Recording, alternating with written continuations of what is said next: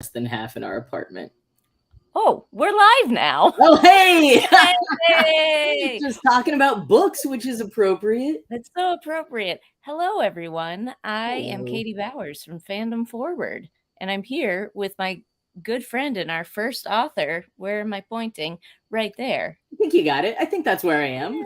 Yeah, Really, you're up there geographically. You're north of that's me. that's true. You're I know. slightly this way from me. Yeah, I know this Uh, because we hung out in person for the first time in years over the that's weekend. true. Yes, But you're here for author and YouTuber and podcaster and originator of much fandom forward content over the years. this is Jackson Bird, and also Traveler, who I got to hang out with this weekend in upstate New York, fulfilling so many hopes and dreams over the last several years. it's true. It's true. Everyone, welcome. Thank you all so much for joining us this evening. It's a very special day. It's number one, it's International Literacy Day. Did you know that, Jack? I actually didn't. Yeah. Um, It's a I was holiday. a little distracted by other news today, and not a lot of other content broke through, if I'm honest. Hmm.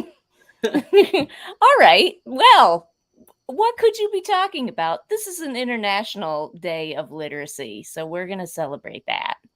Amazing. And yeah, and tonight specifically, the way we're celebrating, we're doing a celebration of a whole bunch of different trans and non-binary authors as a part of our Book Defenders campaign.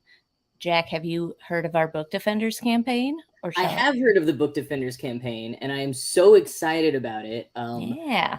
I'll tease a little reason why I'm excited. One, books, clearly. Love the books. Very upset about the attacks on books right now, but it's gotten personal for me because the school district I went to from kindergarten to 12th grade recently passed some very, very damaging sort of like book censorship things that basically amount to a don't say trans rule.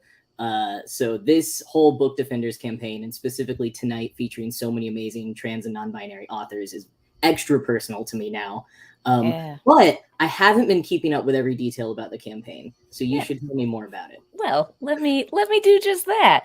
Yeah, so for anybody who is not familiar, Book Defenders is our campaign that we've been doing all summer and now into the school year for a couple more weeks, dedicated to number one, getting books in the hands of kids in need all around the world. So people are donating books in all different countries, and people have been reporting in. It's been really cool to see where people are donating to different like shelters and libraries. We've had some prison donations, some hospital donations, all that kind of cool stuff. And then the other piece of it, really, really important here in the year 2022, is training folks on what are the methods that actually fight book bans. What are people doing around the country to effectively push back on book bans that are happening in schools and libraries around the country? And so we've had different trainings that we have done all summer that you can check out here on our YouTube page. We had some led by students, we had some led by professionals that work in the field, and we have a whole bunch of daily actions coming up during Banned Books Week, which we are starting on September 18th, which is actually a Sunday, but we're starting on that day because in addition to having advocacy actions every day, we are also having a number of writing workshops, which is our Keep Writing Banned Books workshop series.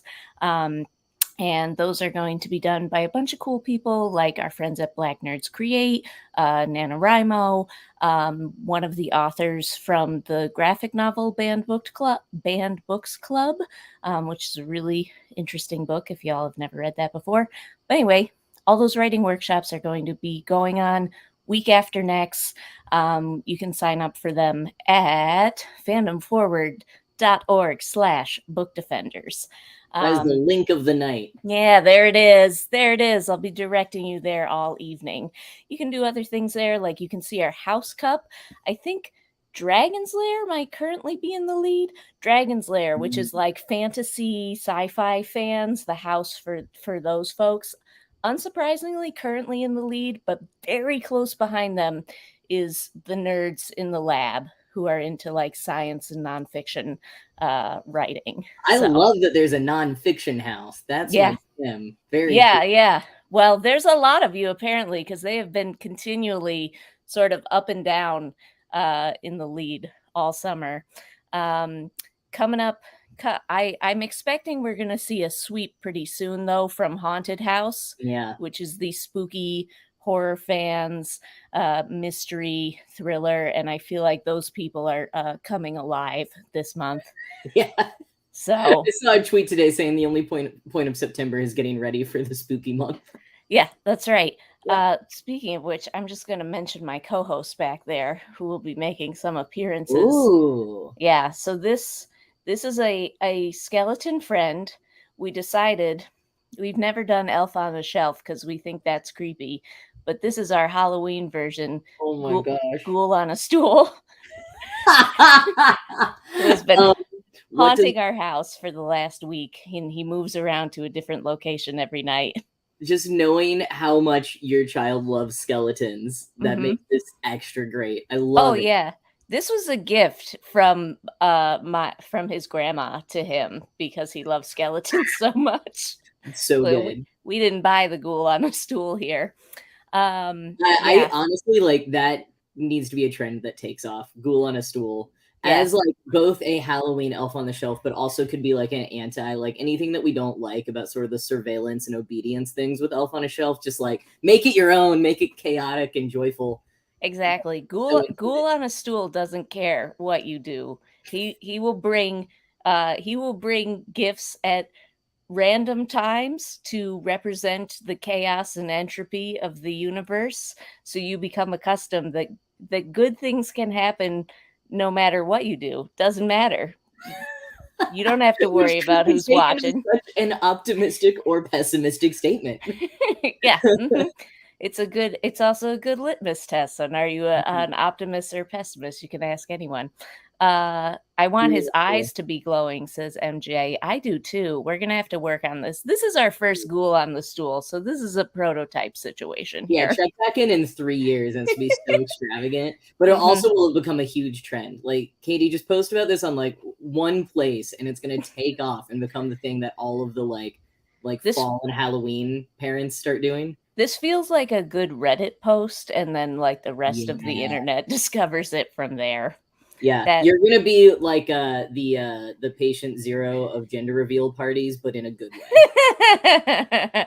Beautiful. And isn't that what the night's all about? Celebrating gender reveal parties? No, celebrating gender in a way that does not suck and it isn't oppressive. Well, yeah, and I have long said I think trans people need to take back gender reveal parties. I myself had a tea party after it came out. It was themed around the letter T, like an episode of Sesame Street. I think it's great. I think when you have a trans friend or non-binary friend come out, have a big party.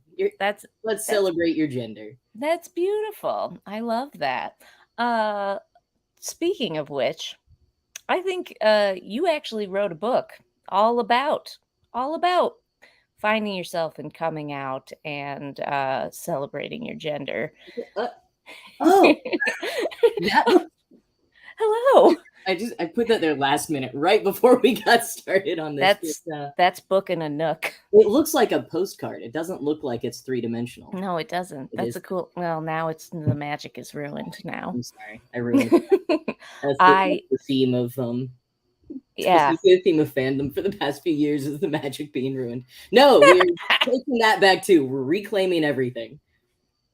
Yeah, fight us. I mostly just want to talk to you about Halloween, but I am going to ask you some questions about your book. There's a whole chapter on Halloween in it. Yeah, so exactly. I saw you tweeting about your desire to ford the river in a pumpkin today. So, let's see. Yeah. Okay, so it's been a few years since Sorted came out, but can you tell us a little bit about the initial motivation behind writing a memoir? Yeah, this is like the crowd that I am most excited to talk about that with, who have also maybe heard it from me before. But this Pretend book, it's new, no, everybody. I was just saying this book, like, really, I wouldn't exist were it not for Fandom Forward and sort of the like Granger Leadership Academy adjacent crowd of folks, because several years ago we all got back into making zines. And when I was saving up for and fundraising for my top surgery, I decided to write a zine about like my relationship to my chest. And I enjoyed sort of the emotional process of putting that all out on paper so much, and then had such a good reaction to it when I started like sharing that zine at GLA and at LeakyCon and at events like that. That I was like, I think I kind of want to expand this project. I just like want to keep going with it.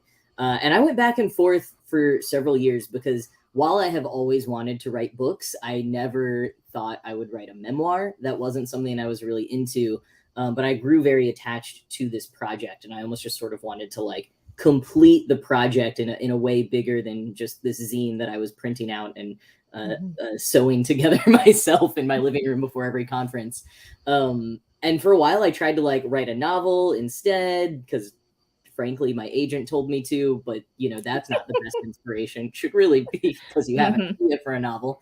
And then I went back to writing the memoir, and I ended up, just to be totally honest and upfront about my luck and privilege here, just like kind of networked my way into a book deal where this person I knew was like, "Hey, do you know anyone who like would be good for this thing we're trying to do at this new imprint?" And I was like, "I have this manuscript. Can we talk?"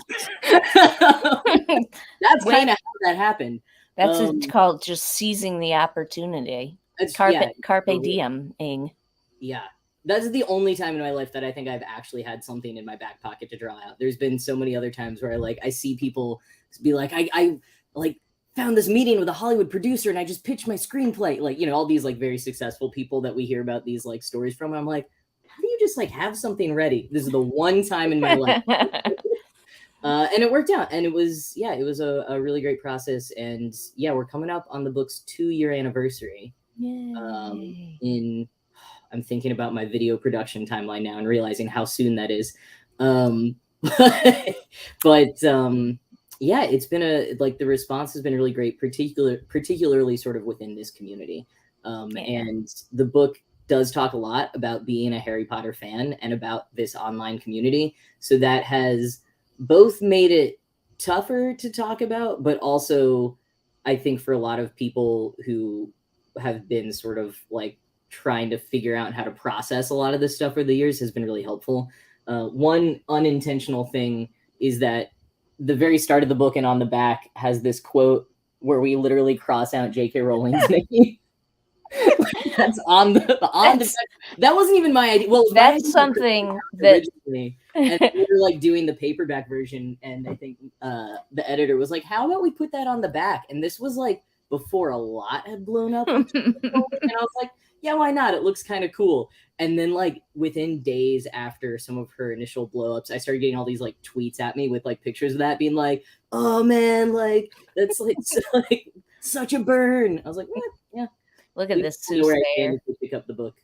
Yeah, internet archaeologists in the future will look back at this and be like, they did it on purpose.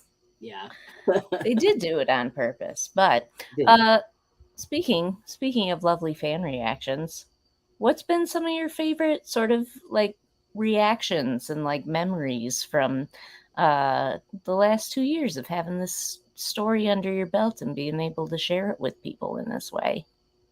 Yeah, I mean, I think like there's been a lot. Then what's cool is that it continues. Like I feel like in the last year, sort of a lot more people have found this book somehow. I don't know if it got placed in some more libraries or what happened. Well, also sort of what we were just talking about. Yeah, people were looking for something.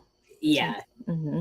And I think just seeing the continued reaction. But what's always great is when I will get messages from people who talk about how maybe they were still like working through some things and it helped them understand or feel better about like different anxieties they might have had around their own identity and transition. And also how many people have like given it as a gift to parents or grandparents or teachers, and it actually worked. Or I've had a lot of people message me and say, like, I bought this for my entire team at work. They're reading it in a little, like, employee resource group now. And That's rad. has been helpful. Yeah. That's so cool. Oh, I know everybody in the chat loves it. Look, Kate's going to buy it a second time in paperback. Great idea, Kate. You should do that. Yeah, you should definitely do that. Thank you. I will say I like put so many edits into the paperback because this book came out on such a fast timeline that when it went into paperback, I was like, can I basically make this a second edition? So I do always tell people to buy the paperback. That's good. So if you want a second edition with special previously unreleased material, this is the one to get. I'm going to ask you if you have any cool projects going on, but I just remembered one thing I forgot to promote to people, and I don't feel bad about cutting you off to promote our merch, which is that y'all should also stop by phantomforward.org/shop. Don't stop, shop. And we have a t-shirt there that is our We'll Keep Reading t-shirt, which features a whole bunch of different banned book titles. All of the proceeds from that t-shirt go back into supporting this campaign and all the different folks that we have worked with to make it happen.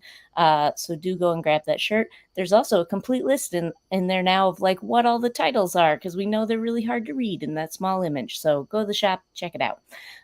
Jack, you got any cool projects you're working on now? Before I answer that, I was just looking at the chat. Oh, yeah. And Autumn has corrected me that my book's been out for 3 years because it came out in 2019. So that's okay. 2020 didn't count. Yeah, earlier in this live stream, you said the year was 2022, and I was like, "Whoa, I thought it was 2020." So I'm very off. But I also just saw really quick. I know we're almost out of time, but Nina in the chat has asked if my book was ever banished or banned, and not to my knowledge. I usually check different lists that I see to see how many of my friends' books have been. A lot of the authors coming up tonight have had their books banned. But it probably at least will be in my home school district soon, because at the meeting where they were like voting on it, one of my friend's parents like brought the book as an example and like read from it at the meeting, which is pretty cool, but also just sort of like, oh, so now they know. That's man. Yeah, I know. I've seen like the protests and stuff that are happening in your high school, and thinking a lot about the video you did about your reunion and what a positive experience you had there. So I made a point to bring that up when some videos from the school board meeting were going viral around the whole nation. I was like, hi, yeah, that's where I grew up. So proud of them.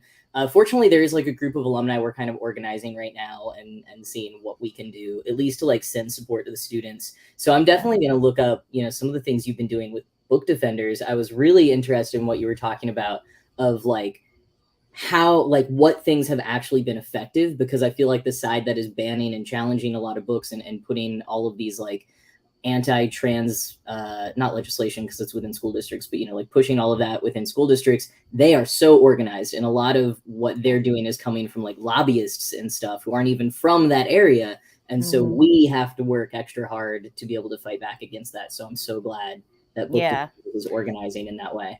Yeah, for folks, if you like to learn stuff through video, we have 2 different videos you can check out on our YouTube when this one's over, which is one that is led by students, and it's students explaining what they have done in their schools, and then one that is led by adults around what can people who are not like currently in a school or working for a library, what can they be doing as allies to the folks on the ground in there.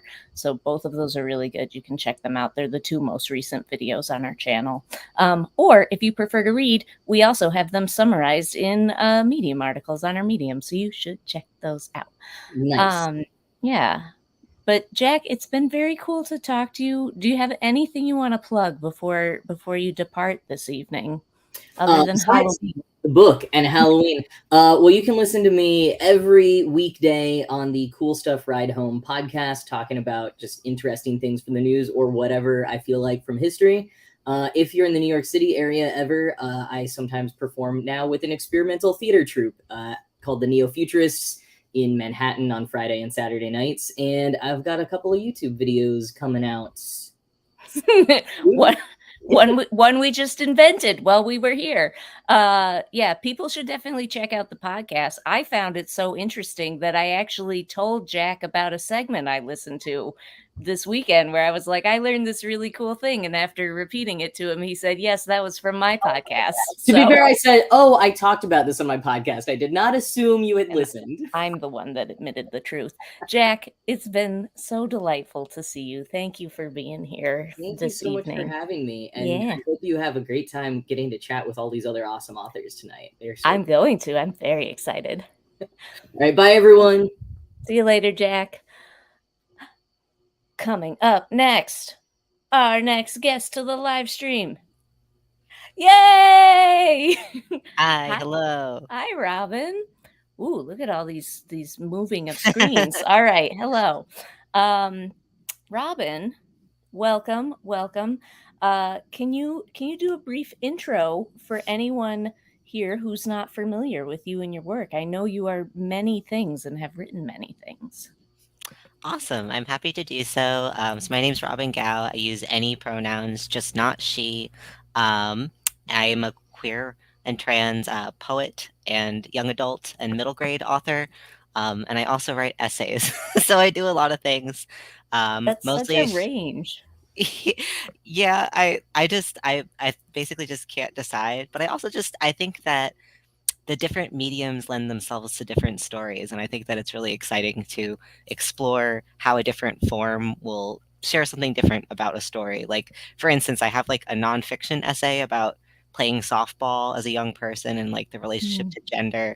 And then I wrote a manuscript recently about a young trans boy who plays softball. So like they explore different qualities of like a similar topic. But yeah, I do lots of things.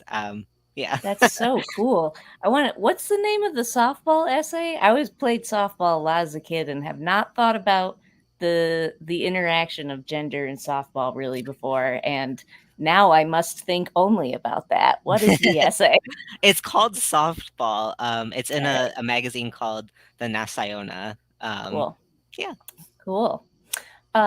We'd love to hear a little bit more about some of your other recent and upcoming books. I'm going to ask about one that's already out right now that people can go ahead and just get it right now if you want, which is A Million Quiet Revolutions. So tell us a little bit about that book and kind of like what's been the reception to it.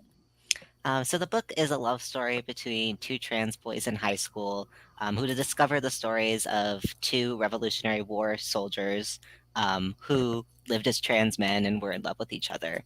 And through that, the boys kind of explore a lot about themselves and their identities, and then also examining queer history and their relationships to history. The reception has been really, really wonderful. I think my favorite part is sometimes like queer teens will DM me on Instagram and be like, I really love this part. It like really resonated with me. And that just means so much because like that's what who I wrote the book for. That's what I had in mind. Yeah. That is so cool. Wow. I can think of a number of people in our audience who will love that kind of like present day / historical tie-in. Like, that's real good. Go get the book, y'all. That sounds amazing. You also have an upcoming book, right? Dear Mothman. I'm pausing because my mom has an obsession with Godzilla and Mothra, and so I was trying really hard not to say Mothra. Both moth beings. Yeah. I feel like they know each other, like they go to the same events. Can you tell us just like a little preview of like what is that about? Definitely. So Dear Mothman is my first middle grade book. It's about a young trans boy who loses his best friend, and him and his best friend were super into Mothman and cryptids. So the loss of his friend makes him kind of want to, or feel drawn to, exploring what cryptids are, and specifically what Mothman meant and what Mothman meant to his friend Lewis. Um, he begins to communicate with Mothman, and the rest becomes an adventure. And I don't want to reveal too much because I think that um, it moves into a little bit more of a fantastical realm from there. But yeah, so More fantastical than communicating with Mothman? Cool. I'm in. That, wow. I'm so curious, how do you decide, like, oh, this is going to be a middle grade story, this is a YA story, this I feel is more of a poem? Like, how do you jump around a lot? What inspired that? I think that for the Dear Mothman book, I, Yeah. I kind of accessed my own experiences as a young person. I didn't really have a lot of language to talk about being queer when I was like 13, which is around the age of the characters in Dear Mothman. But I loved monsters. I really gravitated towards what's like monstrous. And I actually think it was like early forms of queerness because I didn't just love monsters, I like sympathized with them. I was Yeah. like, maybe they're nice and like people just like haven't given them a chance. Yeah. And that thought pattern made me be like, this is like, I think if I were I had the language to understand myself as a queer young person, I would want to, I don't know, be in the similar realm that I was in, which is just loving monster stories and feeling a connection there to like what's monstrous. I feel like that's a common thing for so many people, for so many queer people, that being able to recognize that, like, you know, that connection between being called a monster and being misunderstood. And wow, what a good, I can totally tell why kids would find that so meaningful. Um, this is also our co-host here this evening. This is we don't like Elf on a Shelf because no surveillance state, but this is our good friend Ghoul on a Stool. He He's just doesn't a friend. yeah, he doesn't survey you. He just encourages you and cheers you on. Um, Speaking of cheering you on, I know you also have a extremely interesting sounding poetry book coming up with Backyard Paleontology, which delves into images of prehistoric worlds to explore queer embodiment. So, as an audience of people that love queer people and love dinosaurs, I need you to tell me a little bit more about that. I'm happy to. It actually started as like a project that I didn't really think would turn into a chapbook. Mhm. I just was like, I love dinosaurs and I'd like to write about them. Respect. And yeah, and like I love to read about like fossil discovery, and like I feel like poetry has been my vehicle for like exploring science because I'm not a scientist and like don't have the brain to do it, but through poetry I can dabble. Yeah, Um yeah, yeah. I get it. so so I started to explore images of dinosaurs, especially exploring my relationship to like family, and especially my brother, because we used to like dig in the backyard thinking we would find dinosaur bones. Classic. Obviously, probably don't have the tools to uncover dinosaur bones in rural Pennsylvania. But Every maybe time they show paleontologists, they just got a little brush that they're brushing them off. Like, I you got never all this. know. You never know.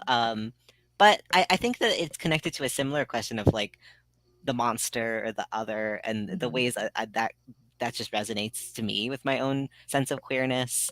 Yeah, And like the idea of uncovering something that was lost, I kind of connected a lot to like discovery of gender identity, and stuff like that. yeah. I'm excited for all of these books, but I feel like I'm particularly drawn to that one. I also have a small child, and so dinosaurs are an extremely important part of everyday life I here. can So imagine. yeah, yeah, yeah. It's I know way more dinosaurs now than I ever did at any point in my lifetime. Um, that's cool. People are excited in the chat. There's also just for folks who don't know, there is a delay in the chat. So, like, we're just seeing some of your cool dinosaur comments come in now. Um, we also saw that you do some work with an LGBTQ plus nonprofit, which is the Bradbury Sullivan LGBT Community Center. Yeah. No Q, but I started to put it in there anyway. Can you tell us a little bit more about like what do you do there? Is there any way that like members could get involved? Yeah. Yeah, I'll definitely talk about it. And for the name, we would love a Q. It's just in our like documents that it's like Yeah. we started before the Q was as common. It's a whole process to change Yeah. these things. Yeah. Mm-hmm. But I've worked here about a year, but I've been doing LGBTQ community work for probably about 7 years now. So I coordinate our support and community groups here. If you're looking to get involved, a lot of our programs are actually hybrid. If you Google Bradbury Sullivan Center, no matter what your proximity is to Allentown, Pennsylvania, we run a lot of support groups that are all online. And a lot of our arts programs are also online. We host author talks, film screenings, all kinds of stuff like that. Um, and they're also all free. So if you like queer things, it's definitely a cool thing to check out.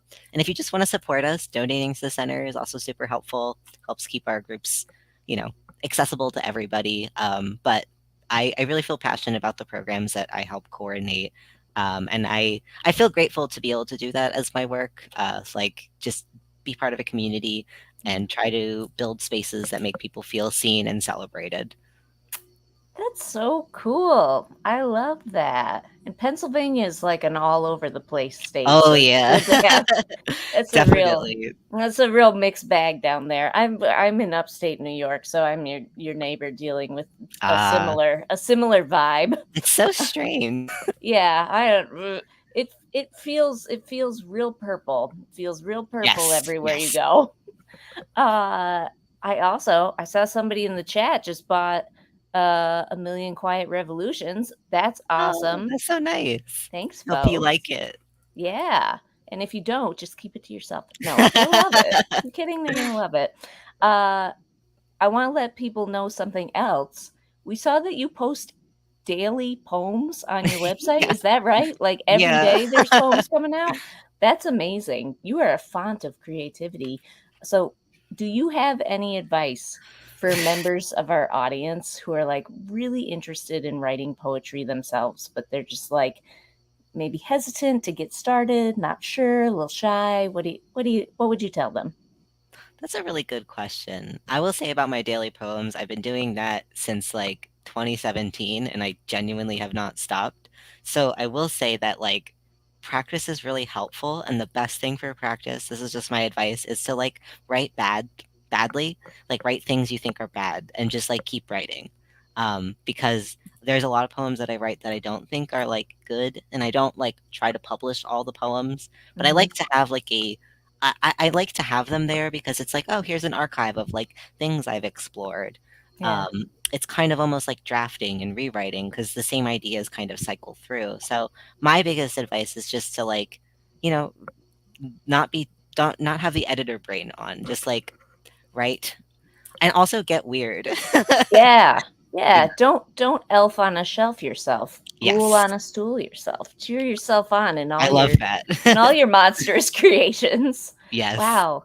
That must be such an outlet during like this time, this precedented historical time we've been living through. That must be really great. How impressive. Yeah, I actually kind of feel like for me, poetry is almost like a spirituality. Like it keeps me grounded and like, I Yeah. don't know, I feel connected to the fountain of poets or whatever. Yeah. Wow, that's very cool. Everybody go check out the poems. There's a fresh one every day. Why wouldn't you just go check it out? I want to ask, we're coming to the end of our time together, but do you have anything you want to plug? Things we talked about your upcoming work, but if you want to tell us about them again, what do you want to point people at? Yeah, I got a bunch of books coming out. I think that I'll just plug I have a few coming out next year, but I'll highlight Dear Mothman is coming out in the new year. And then I also actually have another YA book coming out too. It's called Ode to My First Car. It's also a Oh. novel in verse. So check those out. Yeah, and if you have And time, sorry. I was going Oh, to say, and pre-order, right? That's yes, authors it's love super when you helpful. pre-order. Definitely. Pre-order. And check out the LGBT Center too. We'd love to have folks join from different places. We have book reading groups. They're really fun. Ah, I love it. Robin, thank you so much for joining us. Thanks for having me. Yeah, I hope you have an amazing evening, and thanks for being a part of Book Defenders. Thank you. Have a great night.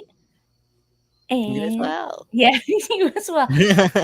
I think you'll be disappearing from the screen shortly, but we'll hang out. I'm happy you're here while you're here. There you go, like magic. I think our next guest is here. Hello. Hi, Isaac. Hi, how are you?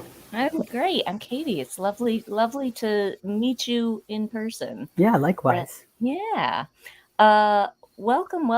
I'm asking everybody who comes on tonight, can you do just like a brief intro for anyone who is not familiar with you and your work?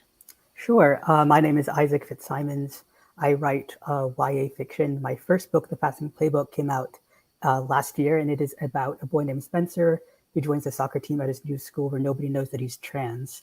But then he gets benched because his birth certificate still says female, and he has to decide whether he wants to come out and fight the ruling or stay stealth. But coming out would mean coming out to everyone, including the teammate that he's falling for. That sounds very timely to what has been going on here in the not so United States right now. When did you start? Right. When did you start working on that? So it's funny because I started working on it in 2015, I believe, and it was kind of just the big issue was bathrooms. It was trans people in bathrooms because we can't be in public apparently. Yeah, so that was the big issue, and now it's just kind of exploded into like denying gender affirming care for trans kids and trans teens, which is horrible. Yeah, it's the new panic, and we hate it. And that's what our campaign has been about all summer, is Book Defenders, particularly making sure to keep queer stories on the shelves in schools and libraries across the country. We really appreciate you being here to help us talk about some of the stories that we're trying to defend as book defenders. So you started writing this in 2015. Can you tell us a little bit more about your initial inspiration for writing the book? Yeah, and so it's funny because it's a book about soccer and it's a book about a trans character, but those two things were not the inspiration at all. The inspiration was, it was a story that I listened to on the radio, and it had people come on to talk about a song that impacted their life. So one of the men that came on was talking about Elvis Presley's Can't Help Falling in Love. And he was saying how he went to school at a military academy and another boy taught him how to play that song on a guitar. And then he later played that song for his wife on their first date before she was his wife. And that image of a boy teaching another boy how to play a love song on guitar really stuck with me. And it was really, really moving, but it wasn't gay. And I wanted to make it gay. Yeah, and we all? Right. And I wanted to set it in an environment sort of like a military academy that had this sort of competitive hierarchical structure, sort of very masculine energy. And I'm a big fan of soccer. Which way am I going? This way, that way? I don't know. My scarf is back there. My team scarf is back there. Oh, nice. Who's your team? Manchester City in Manchester. We have a cat named after that team. Oh, really? Yeah. His common, well, he goes by Manny, but his legal name is Manchester. So. Cool. So I love soccer, so I wanted to set it in a soccer environment. And the character of Justice came to me first. So Justice is a love interest, and he has very conservative, very religious parents who would not approve of him being gay. And I say this quote all the time in interviews, and I wish I knew who said it so I could attribute it to them. But somewhere I read while I was looking up writing craft was, if your love interest is an arsonist, then the main character has to be a firefighter, or vice versa. Just the idea that they have to be opposites. So I had this kid named Justice who came from a really conservative family, who was gay but wasn't out. His family would not approve of him being gay or being in a relationship. And I needed a character who would go up against that, who could be the firefighter. And then it sort of Spencer came to me, who was this Black, biracial, queer, trans boy. And initially I wrote it dual point of view, but as I started writing Spencer's part, it really became his story, and he just took it over. It's amazing how characters can do that when you're writing. Like, Yeah. it's a piece of you that's doing it, but it feels like this other entity. Yeah, it really does. Yeah, I love the name. The Passing Playbook is very clever. It looks like a couple people in the chat have read it too. So everyone who hasn't read it, get on it.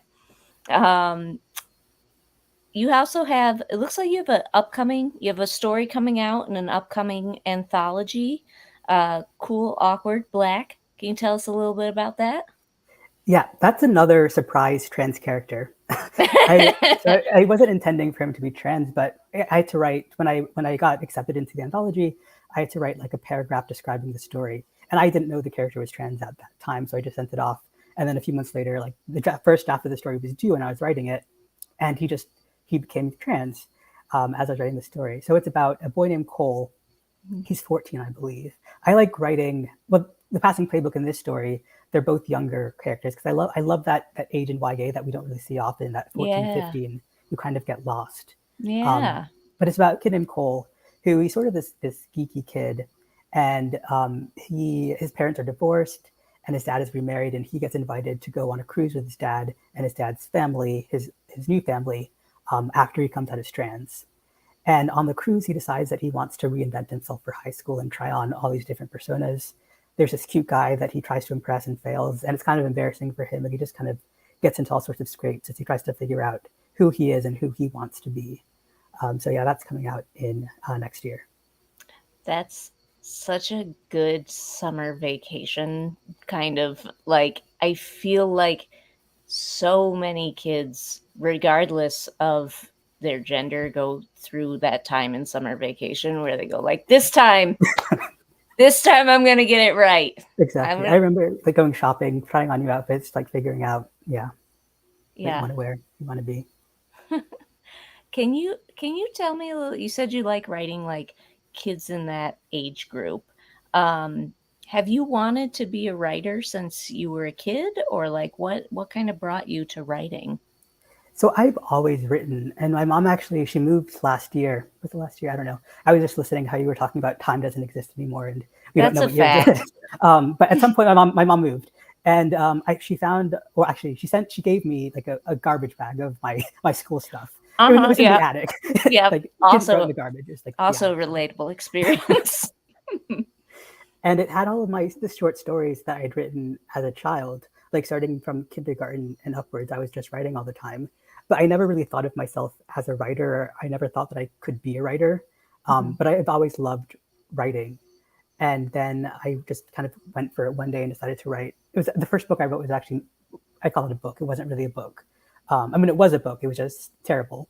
It was middle grade. And so, yeah, I've always written, but I haven't always been a writer, if that makes sense. Yeah. That makes sense. It was still a book, even if it was the Robin's advice just now was like write bad things. Even they still count. They're still going to get you where you need to go. I mean, clearly. In your bio, we saw that it says you write so that every reader can see themselves reflected in literature. Why do you think that this reflection or representation of ourselves in books is so important? I think this is another sort of timely question, because you've probably heard like all of the hubbub around the new Lord of the Rings TV series. Oh my!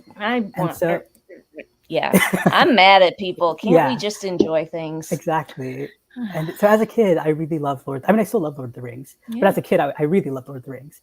Like I had my bookmarks over there. I'm not going to get it. But they had like the ring on the bookmark. But you couldn't wear it on your finger because it turned your finger green because it was made of cheap metal. Sure. So I think I would wear it around my neck. But I was obsessed with Lord of the Rings. And I remember it came out when I was in middle school, the movies. And my mom took me out of school to see at least one of them. Like she took me out early to see at least one of them. But I loved it, but I never felt like it was for me. Yeah, sure. And there's only been a handful of times that I really felt, by handful, I think I mean one, and that was Wakanda, where I've witnessed media, watched media, read a book where I felt like wow, this is actually made for me. Mm-hmm. But I think if you are like a cis white het man, that's all you've ever known. So that feeling of something, wait, maybe it's not for me, might be just like uncomfortable for them. And that's what we're seeing, that really horrible reaction. But I think back of the things that I watched as a kid. So my mom is British and we go to England every summer. And my aunt doesn't have any kids, so she didn't have like any kids stuff except for the same like 3 VHS tapes. Mm-hmm. And I would watch them on repeat. And there were things like Bedknobs and Broomsticks, Chitty Chitty Bang Bang, Charlotte's Web.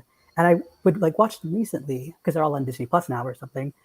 And I was struck by how white they were. Yeah. And I'm thinking of myself as, 9, 8, 9, 10, watching these things, these being like my source of entertainment, and what sort of message I internalize, and the message that like maybe I don't belong, or maybe I'm not worthy of having a story written for me. And I remember loving them, but looking back, it's definitely not healthy.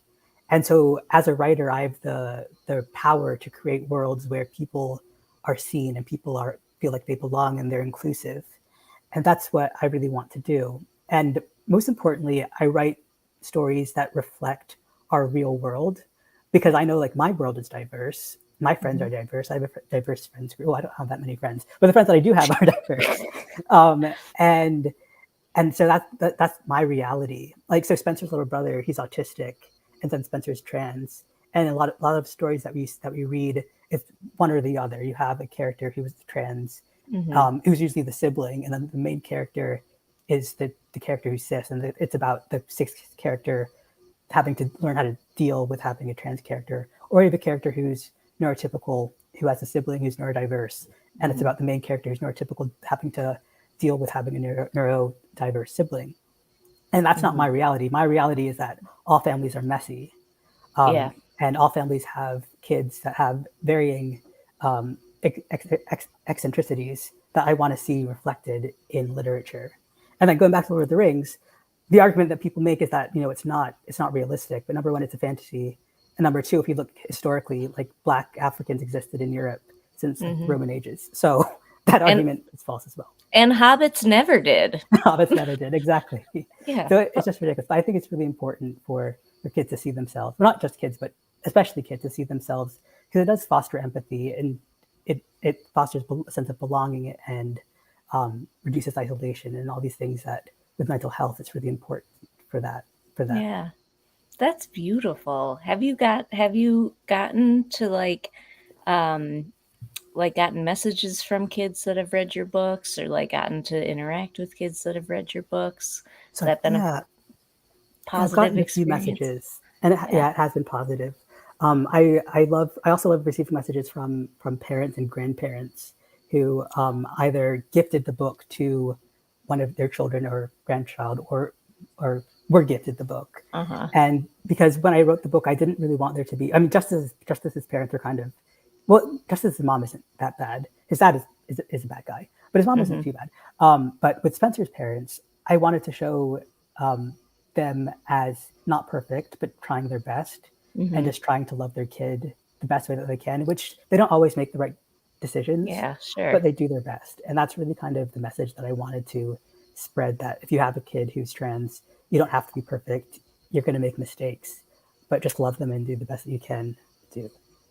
This has been a reoccurring theme this evening already, of this like cross-generational sharing of the books, and kids being able to tell their own story through the books and help it. Like that's a factor in when I think about why we need to keep these books on the shelves. That's a factor I don't think about as much, but I think it's probably helping a lot of kids in that way. Isaac, we're coming to the end of our time together here, but so like, is there anything coming up that you want to plug, you want to point people at? So we mentioned Cool Awkward Black, which is coming out, I think, January 10th. If you want more sports from me, I'm in an anthology that came out this year. It's called Game On. I have a story in there about a football player. And then hopefully I can announce new projects soon, but I cannot right now. Ooh. But if you want to keep up with me, you can check out my website, which is isaacfitzbooks.com. It has links to all my social media, which I never post to, but maybe I will at some point. Perfect. But it's all there. So definitely. But my website, I try to keep that up to date. So that's where you can find news about me. That's a good cliffhanger, though. Like, I'm going to have some projects I can talk about. Exactly. You have to go to my website to find out. That's awesome. Everybody go, I guess, keep tabs on the website. Doesn't post on social media, but go ahead and follow. Exactly. Pre-order the anthology. Pre-order the football book. Isaac, thank you so much for joining us this evening. Thank you for having me. I hope you have a delightful time. And yeah, that's it. You're awesome. Thanks for being here. Thank you. Thanks, everyone. Thanks, Isaac. This is going great, everybody. Hello! Hello. Our next guest is here. Whoa, and you came prepared. Look at all those books. Zabe? Zabe, yes. Zabe. Fantastic. So I'm asking everybody who comes on here, can you give us a brief intro for anyone who's not familiar with you or your work, which you're helpfully providing a visual on? Yes, hi. So I'm Zabe / ZR Eller. I write young adult and adult fantasy. And so my debut novel, May the Best Man Win, it came out last year, and it is a YA contemporary novel about a trans boy who challenges his ex-boyfriend for Homecoming King. Yes! Sorry, I haven't read that one before, and I'm on board. And then I have my adult fantasy, Sulfire, which is the story about a courtesan and a male courtesan in a matriarchal world who is seeking revenge on his father. So it's what we call a spicy book in the book talk lingo, but it's full of a lot of great stuff about gender and how we kind of build our relationship to our gender and being gender nonconforming and dealing with trauma. And then my upcoming YA rom-com, Acting the Part, is the story of a non-binary actor who has to fake date their co-star once they learn the showrunners on the show they're both on are planning to kill off her character and destroy the show's first FF relationship. I love the premise of all of these. This is fantastic. It's a sort of a wide range of topics. Yeah, it's kind of funny. I've always considered myself a fantasy writer, first and foremost. But I think when I started my career, I really had a chance to work on some contemporary projects and work on some rom-coms to kind of stretch my legs that way. Mm-hmm. And so yeah, so I've been very lucky to get to write in a lot of different genres so far. That's cool. You did a real good job summarizing all of those, because the chat comments are just coming in now and they're basically all, oh, I love it. So, okay. So let me make sure I have this right.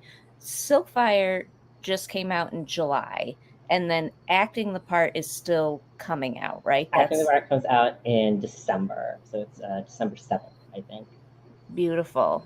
So that's a good opportunity. We were talking with folks before about the importance of pre-ordering. So good opportunity for pre-ordering right now. What I know that you are also, in addition to being a writer of really cool books, you are also a literary agent yourself. Can you tell me a little bit about, like, how does your experience as an agent inform or like sort of influence your own writing process? You know, it can be tricky because you'd think that, oh, you know, I work with so many writers, I kind of understand the anxieties and the fears and the trepidations, but you know, I'm always reaching out to my own agent being like, this thing happened and I don't like it and I'm anxious, help. So I think the main thing that I've kind of learned from working on both sides of that is that being a writer is very challenging. I know that, you know, a lot of times it's just you're sitting at your desk, you're typing, it's line by line, story by story. But there's a real emotional weight that goes into being a writer, and you really have to take care of yourself and be careful about not getting burned out. Yeah, it's hard, and I mean, once you're into publishing and everything, you've got a little bit of a team that you're working with, but so much of it is you and your ideas and the page. I'm curious, did you always want to be a writer? Like, were you a kid who grew up writing stories? Very much so. I think I remember I wrote my first book. I was 12. I was in middle school. A lot of me and my me and some friends in middle school, we were just like, man, we love books, but we think we could write a book that's better than any of these books.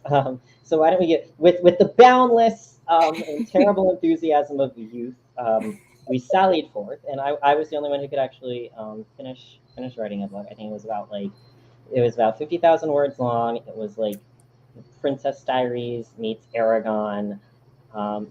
Incredibly tropey. I enjoyed the heck out of it. And so that was the first book I wrote. And from there I just kept going. It was just always my passion. That's so cool. Being able to finish the novel is a real skill, especially at that young age. Was part of you looking at Aragon and being like, well, that kid got published when he was 15, so I bet I can do it when I'm 14? I mean, I would be lying if I didn't say no. that definitely was part of it. I think, it's kind of funny growing. You kind of look back now when you're in the industry and you're kind of like, oh, I understand like kind of the factors behind why that book took off when it did, because it made it into the hands, like his parents had some connections, and it made it into the hands of publishing executive who was, another like a middle-aged white man, and he was like, hey, like this reminds me of being a young straight white man, and I'm going to publish this because it reminds me of my child. So I kind of like, it's kind of a lesson on how things work in publishing and how they're not always fair. Having said that, I will say, Eric, people get a little unfairly like upset about it. Like it's a fine book. Yeah, I enjoyed it when I was that age. Whatever. We all read it. We liked it. I thought it was great. Speaking of which, what were some of the other like formative books when you were a kid? Oh God. Well, I mean, unfortunately, we do have to talk about Harry Potter. You know what? This is a safe space where we can admit things that we now are sad about. Yeah. So that was there. I'll just say it. That was there. I think a really big one for me was Tamora Pierce, though, because she was one where I saw. I think that was the first one. I don't want to say like strong female character because that's kind of like a buzzword. But I really resonated with, and I also with the Princess Diaries, which I just mentioned a while ago.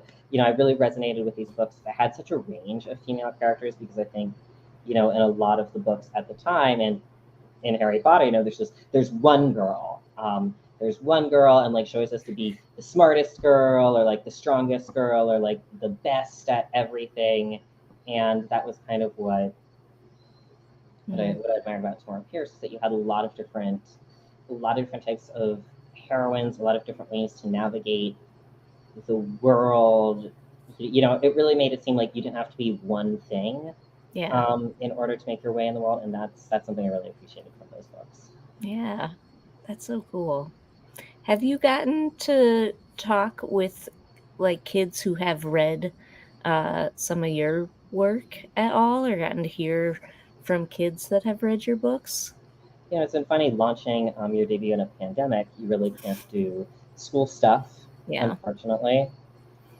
But I have been able to talk to some book clubs. I've been very lucky to hear from some readers on TikTok who have read the books. I think I heard from one person who was like, oh, my kid has read this book so many times, I had to go out and buy a new copy because it was falling apart.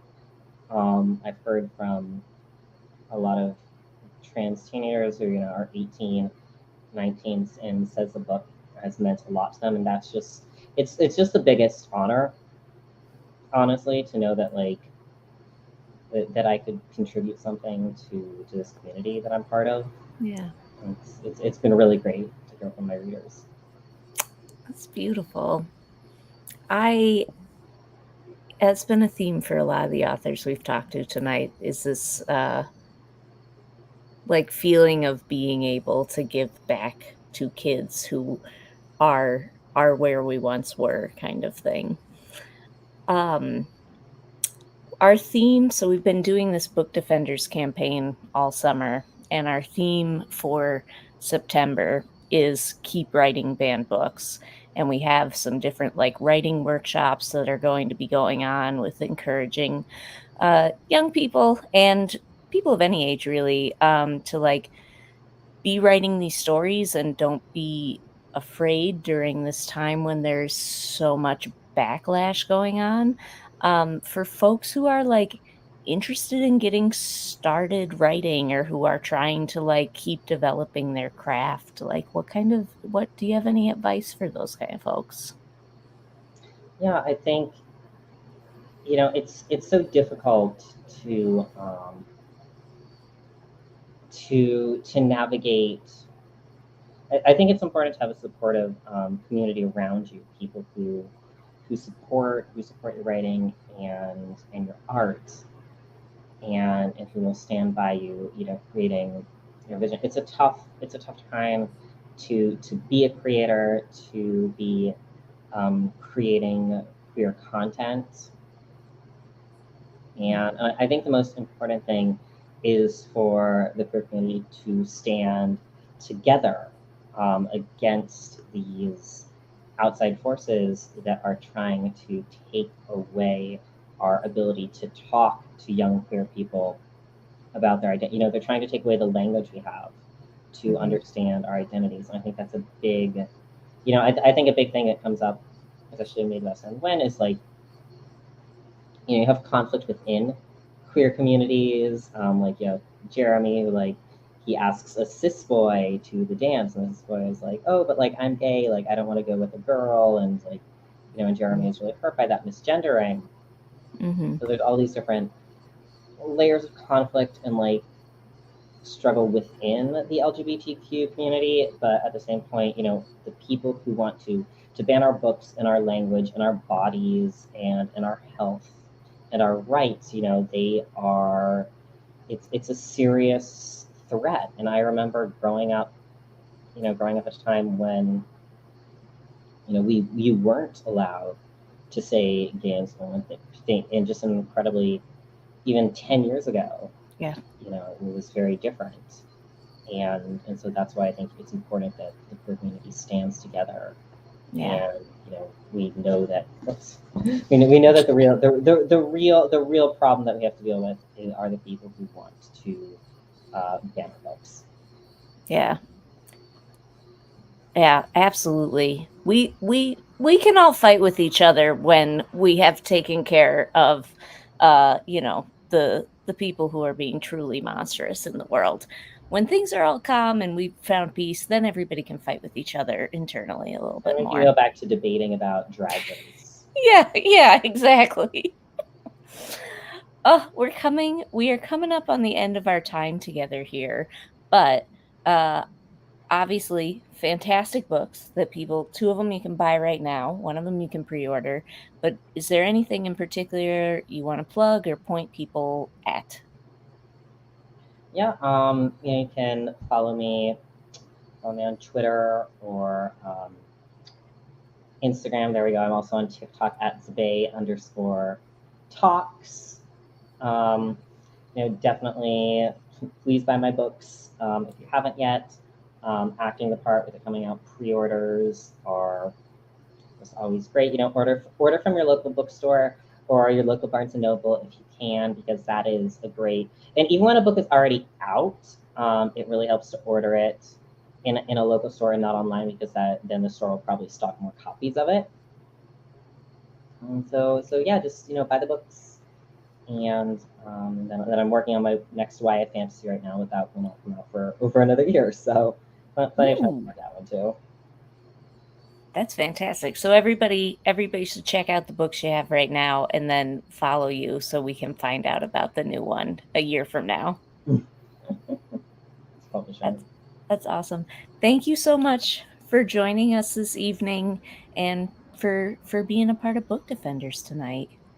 Absolutely. Thank you so much for having me. Yeah. You have an awesome night. Everyone go check out the books. Take care, everyone. Yeah. All right, folks. We're at the halfway point in this incredible evening. I have 900 new books that I have to buy. I'm not sorry about any of it. So a couple of reminders. We're going to go into our next hour of awesome entertainment. I'm going to be peacing out, but our lovely co-hosts, Sarah and Abby. Whoa! Whoa! Hi. Hey, Sarah. Hi. I didn't even know you'd be here yet. Me neither. Sarah. Yeah, surprise.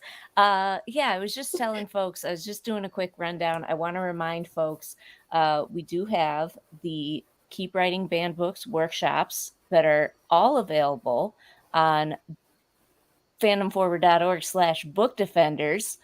People can sign up for those right now if they're interested, right, Sarah? Yes, right now. And they're all going to be great. So go sign up. Beautiful. Go sign up for those. They're happening the week of September 18th, 19th, all throughout the week.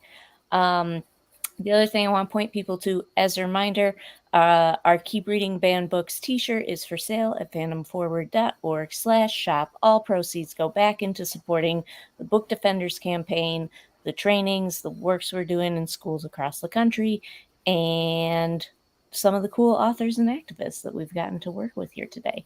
So coming up next, Sarah has an interview with Neon Yang, which is going to be really cool. It's pre-recorded, but it's excellent. Y'all should hang out because then we got a whole nother hour of awesome artists, authors, activists. You know, they're all authors. They all wrote cool stuff. You people know what you're here for. Cool. So check out all of those things. And everybody say goodbye to Ghoul on a Stool. I mean, goodbye to the one in my house. I bet you might have one creeping over your shoulder where you live. Probably. Okay. Let's see. Is this working? Excited to welcome our next guest. Neon, can you do a brief intro for anyone who's watching the event right now and might not be super familiar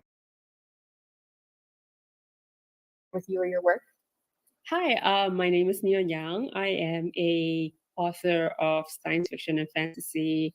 I'm the author of 10 novellas that were published by Tor.com Publishing, and I have a novel about the Genesis of Misery that is dropping on the 27th of September from Tor Books. I am queer and non-binary. I am from Singapore, and I currently live in England.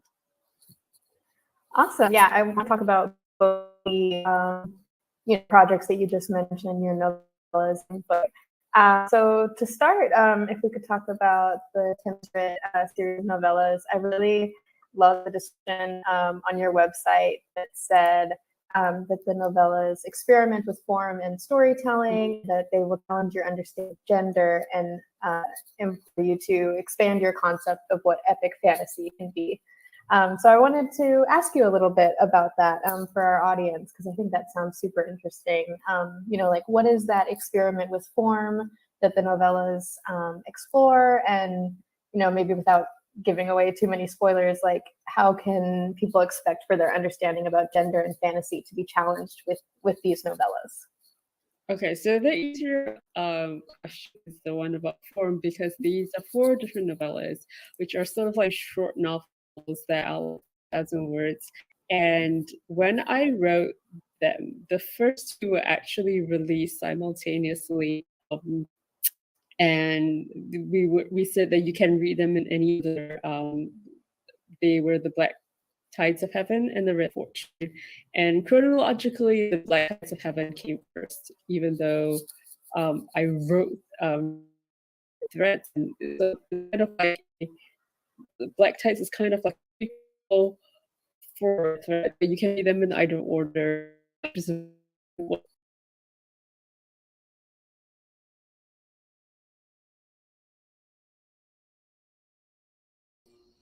I popped myself on here because it looks like we're having some technical troubles. Hello, everybody. We're having a little technical troubles. Sarah's in Washington State, so she might have gotten eaten by a Bigfoot or something. But we'll make sure she's all right. Looks like we're still working on it. I could also try sharing the video from my thing and see if it works better. I gotta open it up in a separate screen. Dun, dun, dun. You all can't see our backstage PA crew, but I can, and that's who I'm looking at right now. Let me see. Y'all want me to try streaming it from my computer? See if it works better?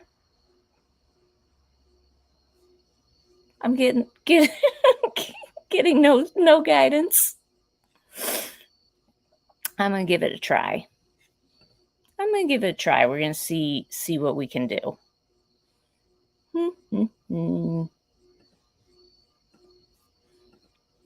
We're gonna try it.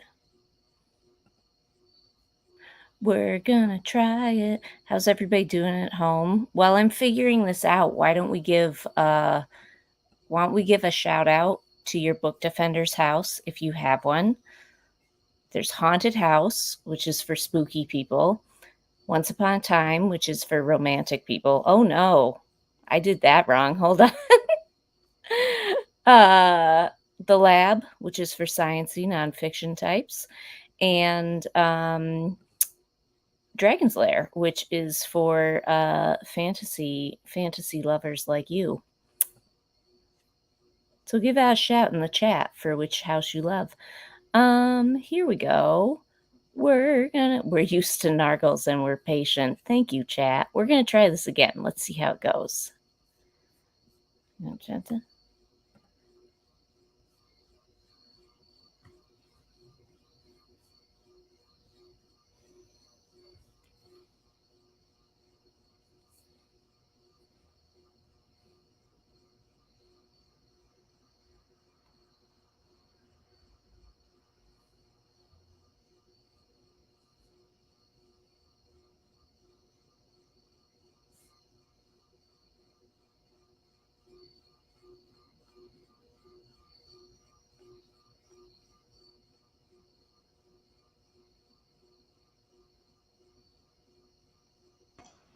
Hey, Katie, just popping in. Just to let you know, we can't hear sound on our end. Fantastic. All right. I think we're going to have to show this one as a bonus at the end, maybe. I don't know. Because I think, let's see, when does our next guest? Our next guest is coming on like kind of soon. So let's take a moment. We can't hear. Listen, we're going to try and fix it. We're going to try and figure it out. But I think we should have some of my, I'm going to stop sharing my screen. I'm going to have some of my co-hosts come back on for a moment. We can just chat a little as we figure this out. No sound. Everybody's saying no sound. You can't just lip read, folks. It's all right. Lip reading only gets you like 30% of the conversation. That's what I learned from Only Murders in the Building. For anybody who's watching that. I need to watch that. I have not. It's real good. We can't talk a lot about it because that would be very spoilery. But the whole season's complete now. So let's take a moment to try and decide which of the amazing books to buy. An excellent suggestion from Kate. I think they've all been really good. I don't know what my favorite was that I have heard about this evening. There were some real good. I mean, I'm a sucker for a good YA romance. Everybody can hear again. That's good. Oh, I wonder if it's because I was wearing headphones that it happened. I don't know. I liked all the YA romances. I like the novel in verse stuff. Do y'all read any of those? I've read like The Poet X, Yeah. which is one of my favorite books ever. So I need to read some more in verse. I love them because they really make you, like, they're very good, and they also really make you feel like, man, I'm a fast reader. Look at me. Yeah. Look at me blowing through these. There's one I really, Long Way Down, I think. Jason Reynolds. Jason Reynolds, yeah. That one's real good. I loved that one. I'm really excited about that paleontology poetry collection thing of Robin's. I was trying not to be too ridiculous, but Yeah. I was just like, gay people and dinosaurs, can we discuss? Yeah. way to really nail a very specific demographic. Yeah. Gay people who love dinosaurs. I'm very excited. I'm considering the YA books as a reckless for my teenager. That's lovely. I love that. Yeah, if other people have some, especially like queer books that you love or things you want to shout out, go ahead and put those in the chat. We've had so many good ones this evening, and I need y'all to brace yourselves because we're going to continue to have a lot of amazing book recommendations this evening.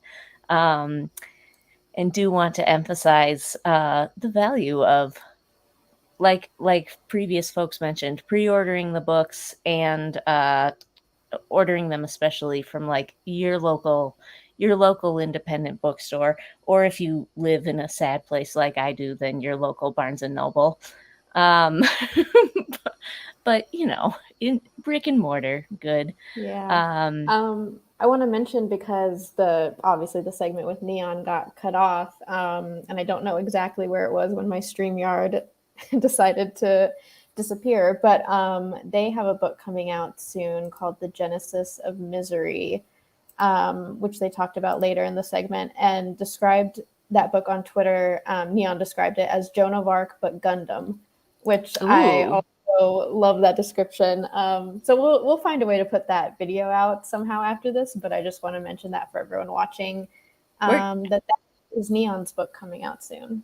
We're gonna figure out the tech issue, and we will like put it at the end of this live stream.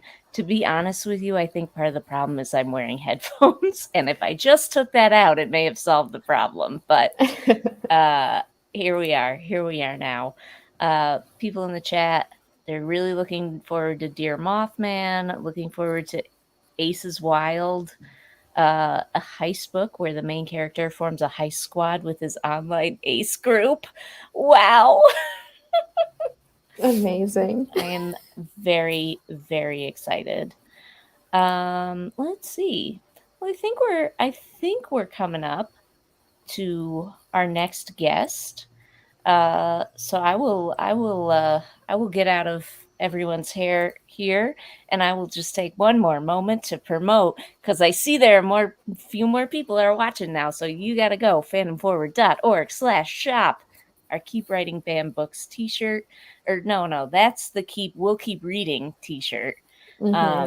Features a whole bunch of frequently banned and challenged books, and how much we love them and how much we'll keep reading them. All the proceeds from the shirt go back into supporting the campaign and some of the amazing authors and activists that we get to work with. And a reminder that I haven't said yet, which is that we do have the House Cup running. People were talking about their favorite houses earlier. You get points. You get points in the House Cup by being here tonight. So do not forget to go bit.ly/bookdefenderspoints. Go claim your house points. You can also claim your house pin. If you've donated at least 10 books or $10, claim your house pin. I'm going to make it right here in my button maker and send it off to you. So give me some crafts to make. I know some people watching have already done it. So don't worry. I know I owe you all a button. Anyway, that's it. That's it for me for real this time. Goodbye from me and goodbye from Ghoul on a Stool. Everybody Goodbye, have fun. Ghoul. All right. Hi, welcome. Hi. Very happy to have you join us, Em. Can you, for anyone who's not familiar with you, can you do a brief intro for us? Yeah, my name is M. Lund. I'm a novelist and writer working and living out of Portland, Oregon.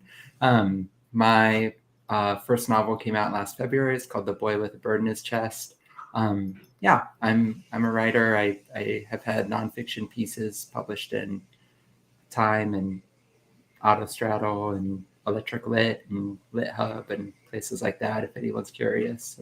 Yeah, tend to write like magical realism, what people call magical realism, folklore novels. Awesome. Yeah, I love magical realism myself. I'm not sure if we've had anyone on yet tonight who tends to write that. So this is awesome, and we're so happy to talk with you tonight. And you mentioned your book, The Boy with the Bird in His Chest. Can you tell us a little bit more about that book and what it's about? Yeah, of course. So The Boy with the Bird in His Chest is a novel that follows a young boy, Owen, who is born with a literal bird living inside of his chest. Her name's Gail. She talks to him. She's super funny and chatty.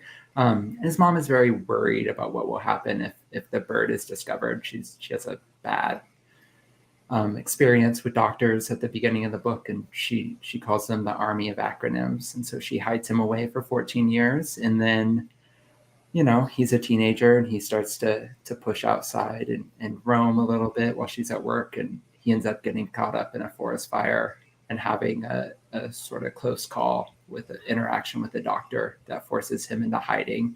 So he goes to live in plain sight in Puget Sound, Washington with his uncle and cousin. He's a teenager. He's able to find community and sort of start to understand his sexuality.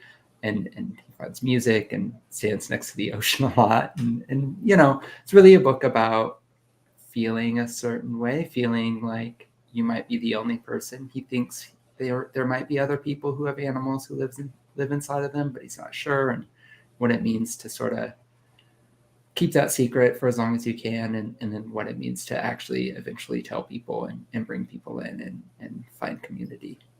Yeah. Mm-hmm. Yeah, that sounds so, sounds very lovely and emotional and about, you know, lots of different feelings. I'm curious, like, what drew you to telling this story with that magical realism?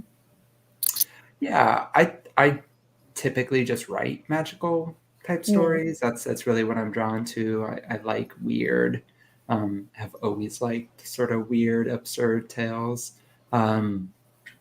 But yeah, so I knew, you know, I started this book when I was at my MFA. I was doing my MFA at Mills College in Oakland, and I knew I wanted to write a book that was going to be weird. And I knew that I really wanted to write about, you know, 16, 17-year-olds trying to understand their queerness. And I also knew that I wanted to center queer joy. I did not want to center coming out. I didn't want queerness to be something that my characters reckoned with, really.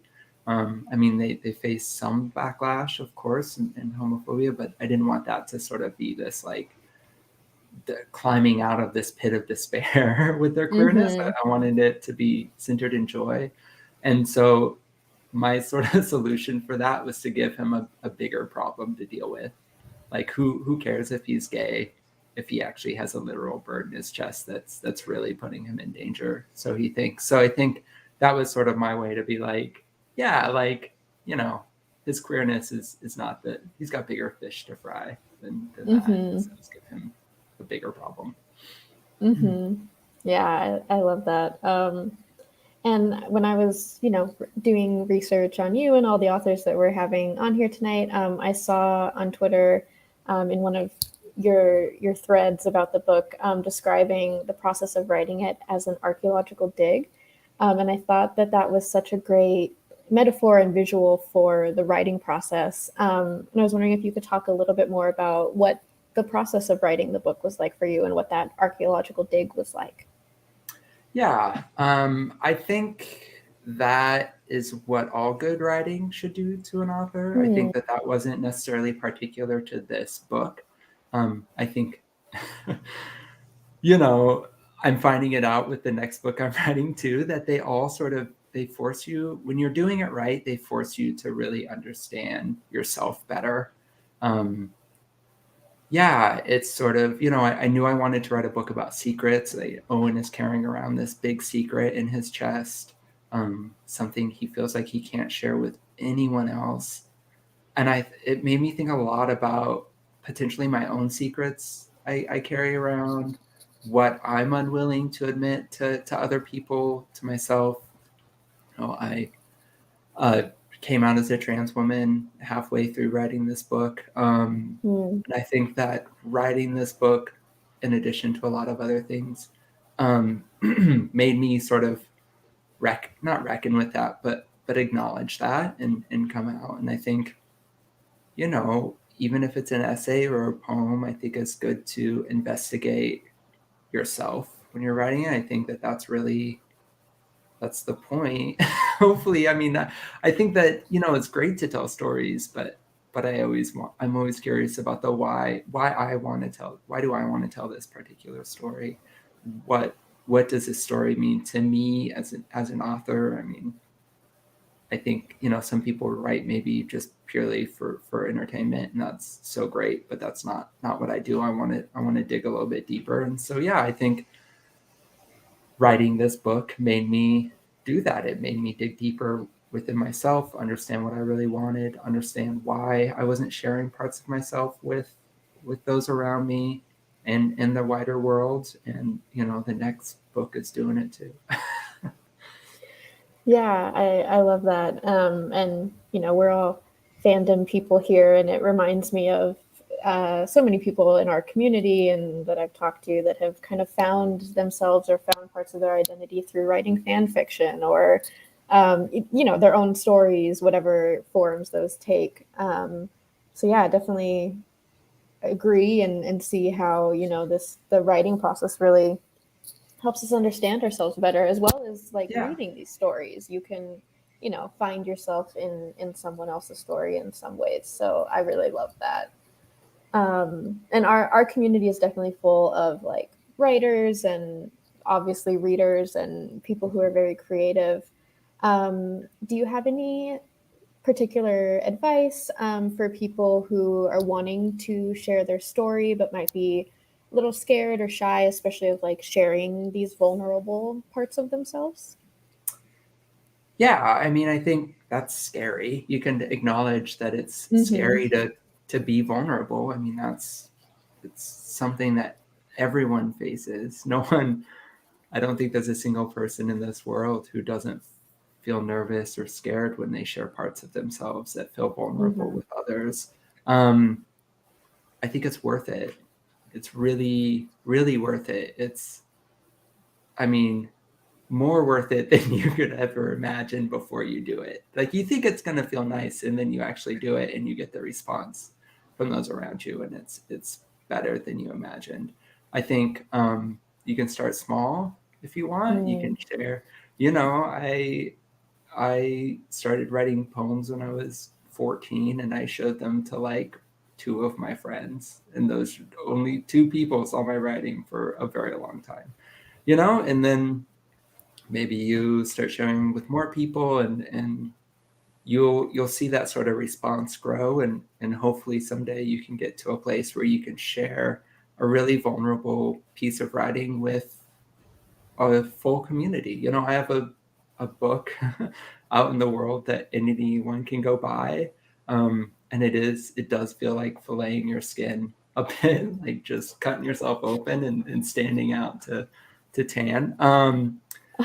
But it's worth it. The response you get, I get messages every day from people I've never met and quite potentially will never met, that my story meant something to them and that they're grateful I wrote it. And it makes it worth it. It's why do it if you're not gonna dig deep, do that archaeological dig, and then share it with people.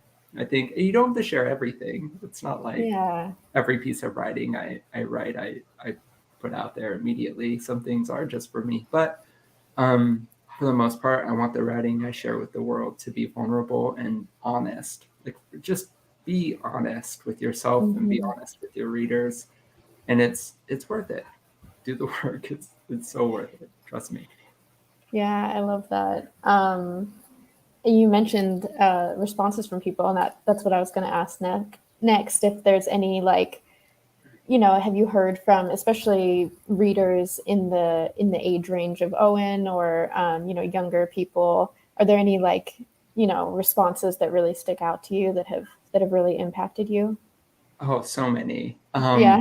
I mean, this book was not marketed as a YA book, which we all know that YA is just really a marketing term. It doesn't necessarily speak to the age range of what a book is intended for, but there is explicit sex and drug use and suicidal ideation and all sorts of stuff that made my publisher decide to market it as adult literature.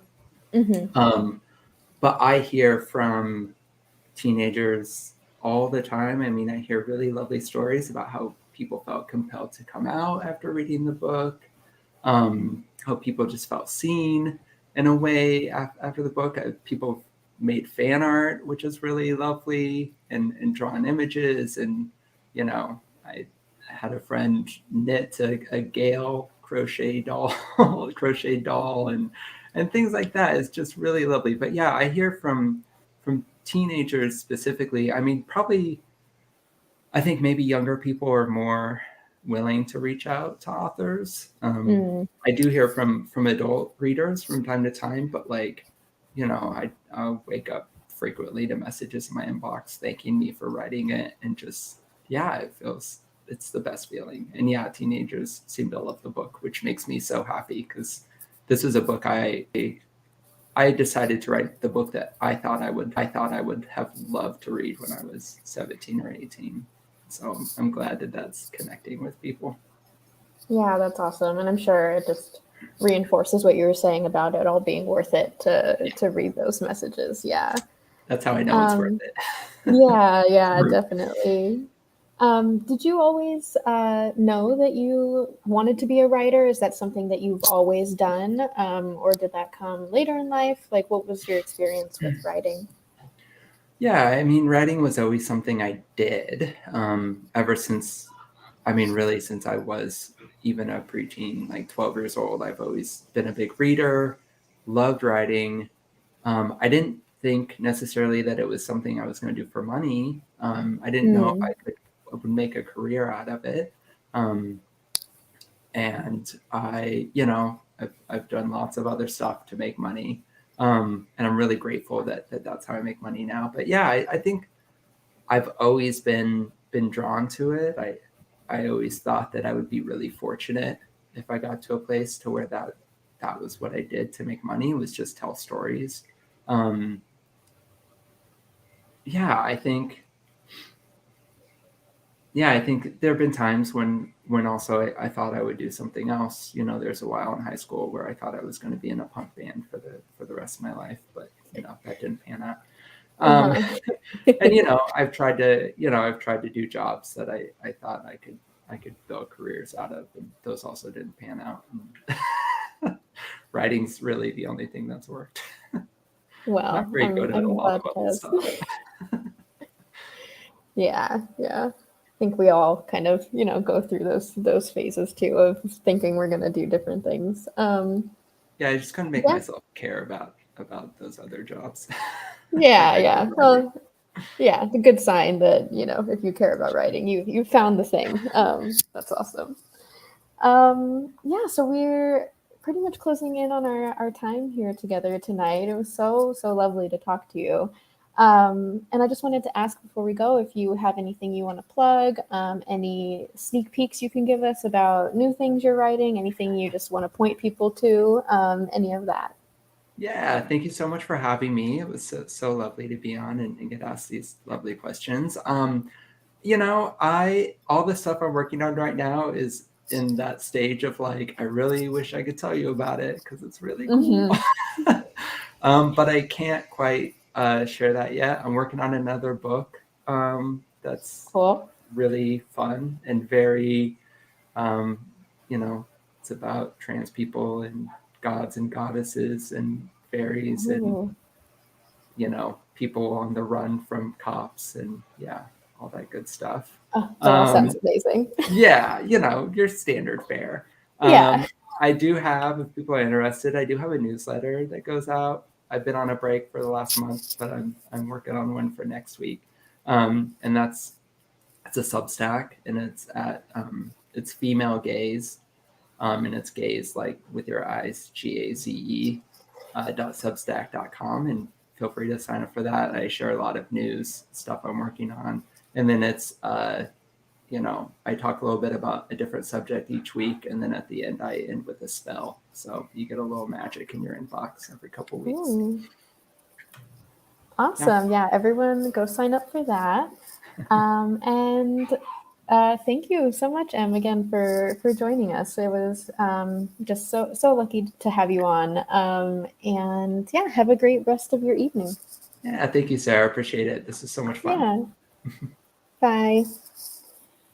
Okay, and now we're bringing on Abby, our volunteer manager. Hello. And I'm going to go away for a little bit and let Abby take it away. Cool. Hello, everyone. My name's Abby. I work at Fandom Forward.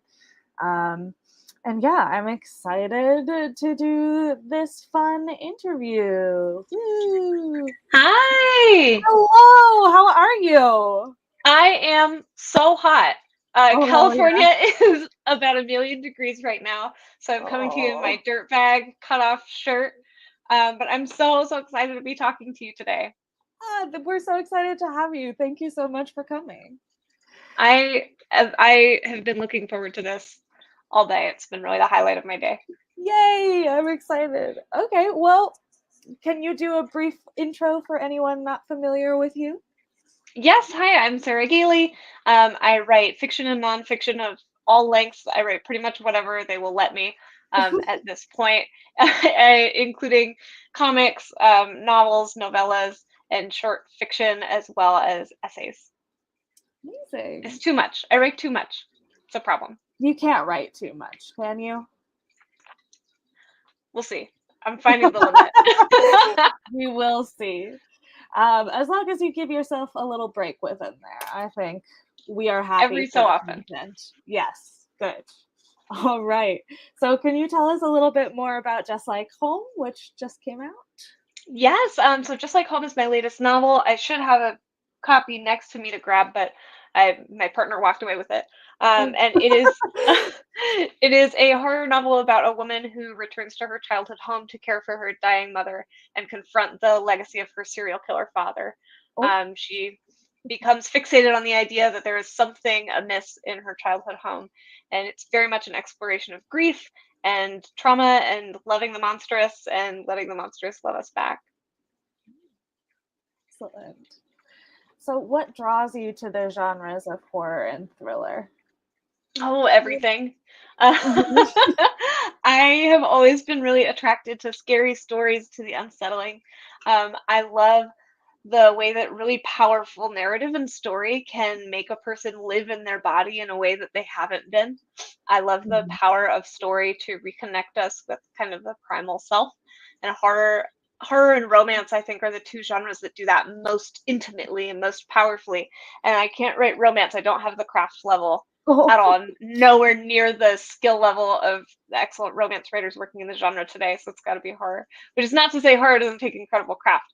It's just two very different directions. And I'm much better at writing upsetting things than I am at writing sexy things.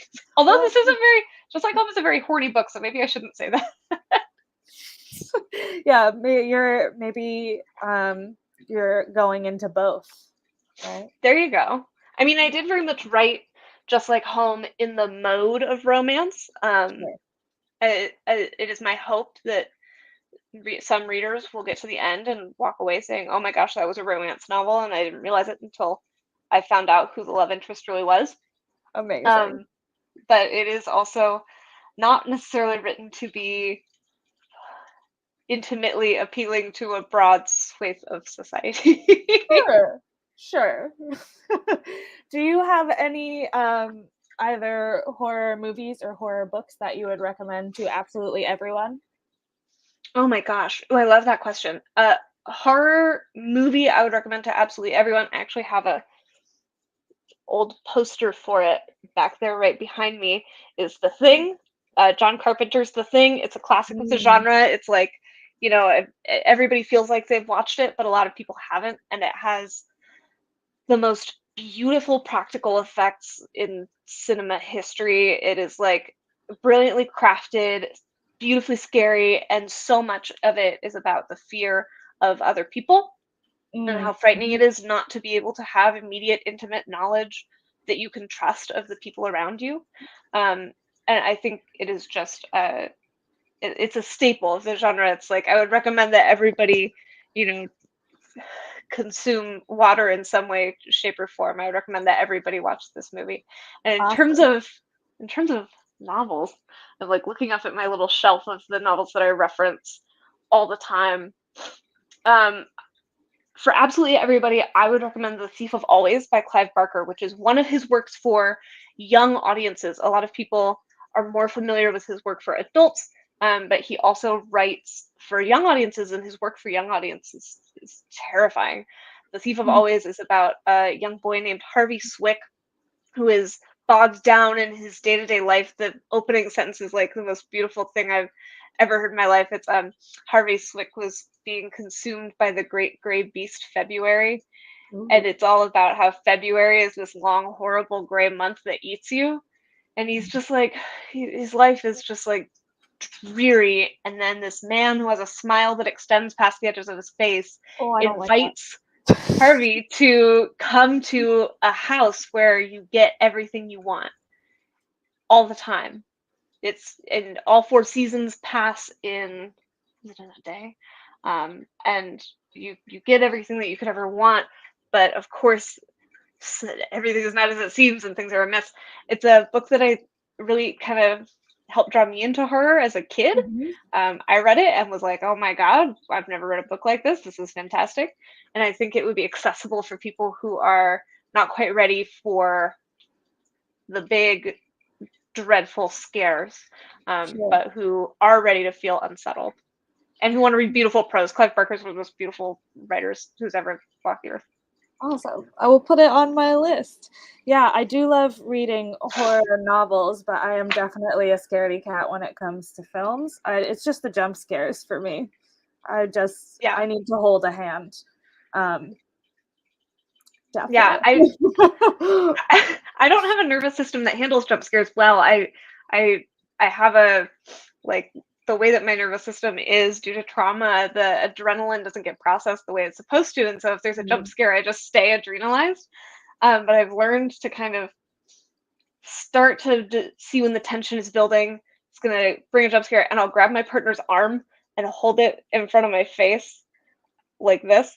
And that's how they know to start narrating everything that's happening, which really like brings it down. That's really lovely. Well. Yeah. That's really great. My cousin, who will never see this, but we went to a horror movie together once, and I realized he was just doing it to be polite, it turns out, because he really hates horror, and he just had his headphones in the entire time, like listening to an audiobook. I was like, we could have seen a different movie. That's so sweet, though. It is. But he also, he loves Stephen King. What do you think is different about like horror in novels versus horror on the screen? So much. I feel like horror novels are so much about sensory experiences that you can't necessarily get from film, at least ones that I really enjoy. Horror novels that I enjoy anchor a lot of like intimate sensory detail and sensation, like taste and smell, which happen inside your skull and route directly to your amygdala, that you can't quite get from film. Where I think film horror gets to marinate in visuals in a way that written horror can't always. because film horror gets to like paint you this beautiful picture and say, look how beautiful this picture is. It has terrible things in it. And then book horror is like, here's all the things you could feel inside. Yeah. I love this genre, and I love the craft of it so much. Yeah. So just sort of transitioning a little bit, can you tell us a little bit more about the community that formed around your newsletter, Stone Soup? Oh yeah, I love my newsletter, and I love my subscribers so much. Stone Soup is a newsletter that has been evolving for years. I've had it since the bad old days of MailChimp, and then it became a Substack. And really the community that formed around it formed during the pandemic in a big way. Early in the pandemic, I was trying to really kind of just create a space for people to connect over distances because I could see everyone struggling with this feeling of isolation. And it was difficult for me to watch because I was like, but we're all experiencing the same thing at the same time for like maybe the only time in our whole lives ever. And I ended up doing a series of recipes where people who were isolating would tell me what ingredient they had at home that they didn't know what to do with, and I would come up with a recipe for them to use. And this community has like kind of waxed and waned in engagement over the last 2.5 years now of COVID. But it's such a supportive space. The Friday open chats that I did while we were at Substack, which are going to be coming back in a more robust way now that Ghost has integrated comments features that we're getting an update on, has been a place where people come and say, here's what's happening in my life. Here's what I'm struggling with. Here's what I'm scared of. Here's what I'm feeling. And other people are just there to receive it in a way that I think is just really lovely. It's very heartening. And every time someone comes back and says, hey, I've been overwhelmed for a while, but now I'm back, and here's what's been happening in my life, I just feel this heartful feeling that they feel safe to come into that comments. And it's a private comment section only for paying subscribers. They feel safe to come in there and say, all right, here's what I've been going through. It's really, really lovely. Yes, it's like my goal in life is to make safe spaces, and it sounds like you've really made one with and it's a safe space that it's made so much by the subscribers. I think often I go about trying to make things safe, and I set out saying I'm going to make this good for everybody, and that never seems to work the same way that it works to let people sort of breathe safety into their own community, which is hard as someone who wants to fix everything all the time to accept. Can you tell that I'm a teacher? Yes. So what sort of connections do you see between community and writing? Ooh, I see a mixed bag of connections. I think sometimes we strive to form community through writing because it's so important to us, and end up in this weird situation where we're like, hey, we're all connected by this thing that we really love, but we're really threatened when we disagree in that connection. I think it can be really scary for people to have an affinity community that has a lot of different perspectives and voices in it that don't always all align on the same thing, especially for people who come from a background where being part of an affinity community means everyone is agreeing on all the same guidelines for their lives and principles. At the same time, the writing community has been invaluable in my life. It's gotten me through some of the hardest parts of my life, not as a monolith of community, but as a lot of little communities that form kind of a solar system. There was a time a significant other of mine had a mental health crisis, and I had to go far away from them for safety reasons. And they, in their mental health crisis, had destroyed a lot of my clothes, including all my bras. And I'm a person who really needs like bras, or my spine gets pretty unhappy. And I was venting about this in a writing community. We had a little space for talking about real serious issues. And that community, without saying anything to me, sent me a gift card to the bra store that I was like, I can't afford this because my significant other has all my money. Like, that's such a granular and immediate way to come through for someone. And I've seen that happen for so many people who are just saying, hey, friends, I just need to lean on you right now because times are hard, and people rush to try and support that person who is struggling. Of course, there are ways in which that is sometimes weaponized to make us question our own ideals and our own morals because we really want to support people and take care of them. But I find that even in the moments when that turns into a weakness in our communities, it's really beautiful. It's a really beautiful thing that I think we should protect. Yes, I have had goosebumps since you started telling that story. So good. Yeah, so how can folks get involved in the Stone Soup community? Oh, you can go to stonesoup.io. You can find the link to it also through my webpage, that's sarahgaley.com. And you can subscribe on a free level. If you subscribe for free, you get all kinds of stuff. I send out weekly link roundups, which include recommended new releases and the things I'm reading now, as well as the monthly favorite reads, as well as guest features from all kinds of authors. I get guest essays and interviews with people who have work coming out soon. Which is always really cool. We had one drop today from Marco Shiro, who is one of my favorite writers in the world. Yes, we love Marco Shiro.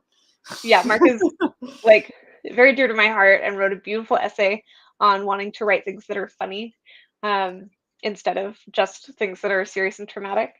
And then if you want to be a paid subscriber, we have the Stone Soup Supper Club, which is that vibrant, thriving subscriber community I was talking about. And every month we share recipes and we read books together and we have co-working dates. It's really awesome. I would love to see you there. Hey. Awesome. Is there anything else that you want to plug before we're coming to the end here? So is there anything else you want to plug before we go? Yeah, take care of each other. Love each other the best you can. Nothing any of us does is ever going to feel like enough. So let go of feeling like enough and instead just do everything you're capable of. And that's what being part of a community is about. If you're watching this, I love you. You gave me goosebumps again. That's like twice in less than 5 minutes. You're a magician. I just came here to do things to your skin. I'm horror and sweetness, both. Thank you so much. I really appreciate it. I'm so happy I got to talk to you today. And thank you so much for sharing your beautiful worldview and your work with everyone here at Fandom Forward. Thank you so much for having me. Thank you for the work you're doing. This was fantastic. This was lovely. Thank you so much, Sarah. Okay, it's me now. Here I am. And there's Sarah, my friend and longtime pen pal. Yes, I'm a little emotional from Sarah's parting words there, but they were so good. They didn't prepare me for it. I didn't know. Yeah, I'm here just for a second because we are going to try those pre-recorded segments that I did with, we have one coming up with an author named Zane, and then we're going to try the one with Neon again. So our behind the scenes tech wizard is going to try and get those going again.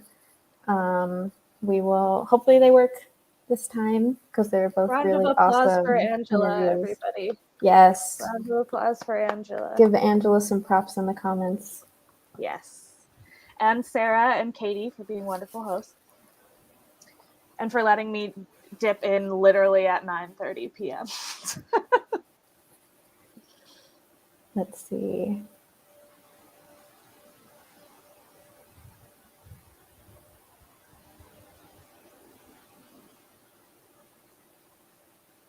I'm not hearing sound. Are you, Abby? No.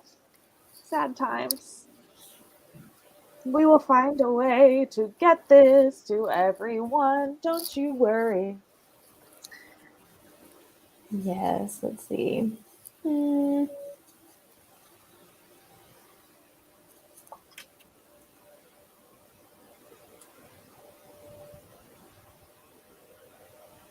Okay, because I'm not good at silence as we're working. I was wondering if anyone in the comments could tell me some of their favorite banned books or any books that they're reading right now that might be banned. I am a 7th and 8th grade teacher, and we just started reading New Kid. Oh, yes, I've read that one. Have you read it? I have not read it. I'm excited to read it. And also, it's wild, like the wildness of censoring books. It's based on the author's life, and they banned it. It's like, wow. I know. Wild things, wild things. I am reading Persepolis right now, which is a very commonly banned book because it is our September book for the Fandom Forward Book Club. So if anyone out there wants to join a book club, it's only $35 for a lifetime membership, which I think is a steal. And we have been reading banned books all summer, which has been really fun. Hi, everyone. I'm super excited to bring on our next guest, Zane. So Zane, can you do a little brief introduction for anyone who might not be familiar with you or your work? Sure. I'm Zane Julkhadar. My pronouns are he, him, or they, them. I'm the author of 2 novels, The Map of Salt and Stars, and also The 30 Names of Night, most recently. I'm from New York City originally. I'm a Syrian-American trans writer, and I'm excited to be here. Thanks for having me. Yeah, we're so excited to be speaking with you. So yeah, I'd love to spend some little time talking about the 2 novels that you mentioned. So first, maybe if you could tell us a little bit about The Map of Salt and Stars. Just, what is it about? And also, I know that the book kind of explores these parallel characters, parallel journeys of these characters set many, many years apart. And I'm just curious, how you came up with that idea for the book, because I think it's so creative and very cool. So yeah, if you could just give us a little bit more about that book. Sure. So The Map of Salt and Stars is basically a story about a family of Syrian people who had lived in the United States for a while. I would describe the family as Syrian American, but there's a little bit of a catch in that one of the 3 daughters, the youngest one, is the only member of the family to be born in the United States. And so in 2011, when the father of this family dies, and there start to be rumblings of political issues and violence in Syria, this family decides to go back to basically have the support of extended family, because they just don't have a very extended network of folks in the US, as happens so often with immigrant families. So they go back to Syria, and the youngest daughter has never before been there. And so essentially this family ends up, to make a long story short, being displaced. And at the same time, this 12-year-old girl is trying to figure out her relationship to this place, as well as her place within the family, her relationship with her father. And she's telling herself a fable of a real map maker from the 12th century named Al-Idrisi, who was mapping the world at that time. And the 2 stories essentially intertwine, where the map makers are in this sort of fictionalized fable following the same geographical route that the family is taking to reach a family member after leaving Syria, but they're separated by 800 years. So that's essentially what it's about. Yeah, that sounds very, very cool, very interesting, and it kind of ties into my next question. I think it seems like there's like this interest in history in this book, and also I think in your other book, The 30 Names of Night. So maybe if you could tell us a little bit more about that book as well, and kind of where that interest in history, especially in the history of queer and transgender people, within the 30 Names of Night, like comes into it, and maybe how that's tied to your personal interest in history as well. Yeah, absolutely. I mean, it's a great question, and I think it's one of those things I didn't really notice about myself until I had like written 2 books, and I was like, I think maybe I'm interested in like history and its role in forming the future, and I definitely am. I think so with the 30 Names of Night, it was a little bit different in that, like, yes, I was looking at the past, but a more recent past. So essentially with the 30 Names of Night, it's the story of a present day transmasculine, non-binary Syrian American person who's living in New York City, taking care of his grandmother. He's closeted. He's not out to anyone in his family, sort of estranged from a lot of people in his life who love him and who he loves back, but just is struggling to connect with. And over the course of the story, as a result of several things intersecting, one of which being that he finds this notebook of this Syrian American bird artist who's fictional, but who lived in a real neighborhood of Lower Manhattan called Little Syria, which is now just 3 buildings actually are left.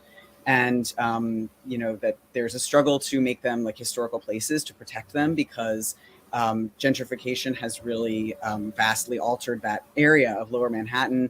And the neighborhood itself was actually demolished to build the Brooklyn Battery Tunnel off-ramp. And so this was in the 40s. And so there's not a lot known about this neighborhood. And so this character is sort of trying to keep history alive in a way, but also to find the roots of his being in that place, even though his family immigrated later. He's trying to find precedent for his existence in some way. And I think with this novel in particular, talking about the history of queer and trans immigrants, queer and trans people of color in the United States, so often, especially queer and trans people of color in general, we're so often described in sort of mainstream news as being new or ahistorical in some way. That is totally untrue. But of course, racism, Islamophobia, white supremacy, colonialism, imperialism, and other things, other systems of violent power really benefit from the myth that we are somehow either new or didn't exist or don't exist, or that Muslims are somehow more homophobic or transphobic than people of other faiths, and all these things that just serve power.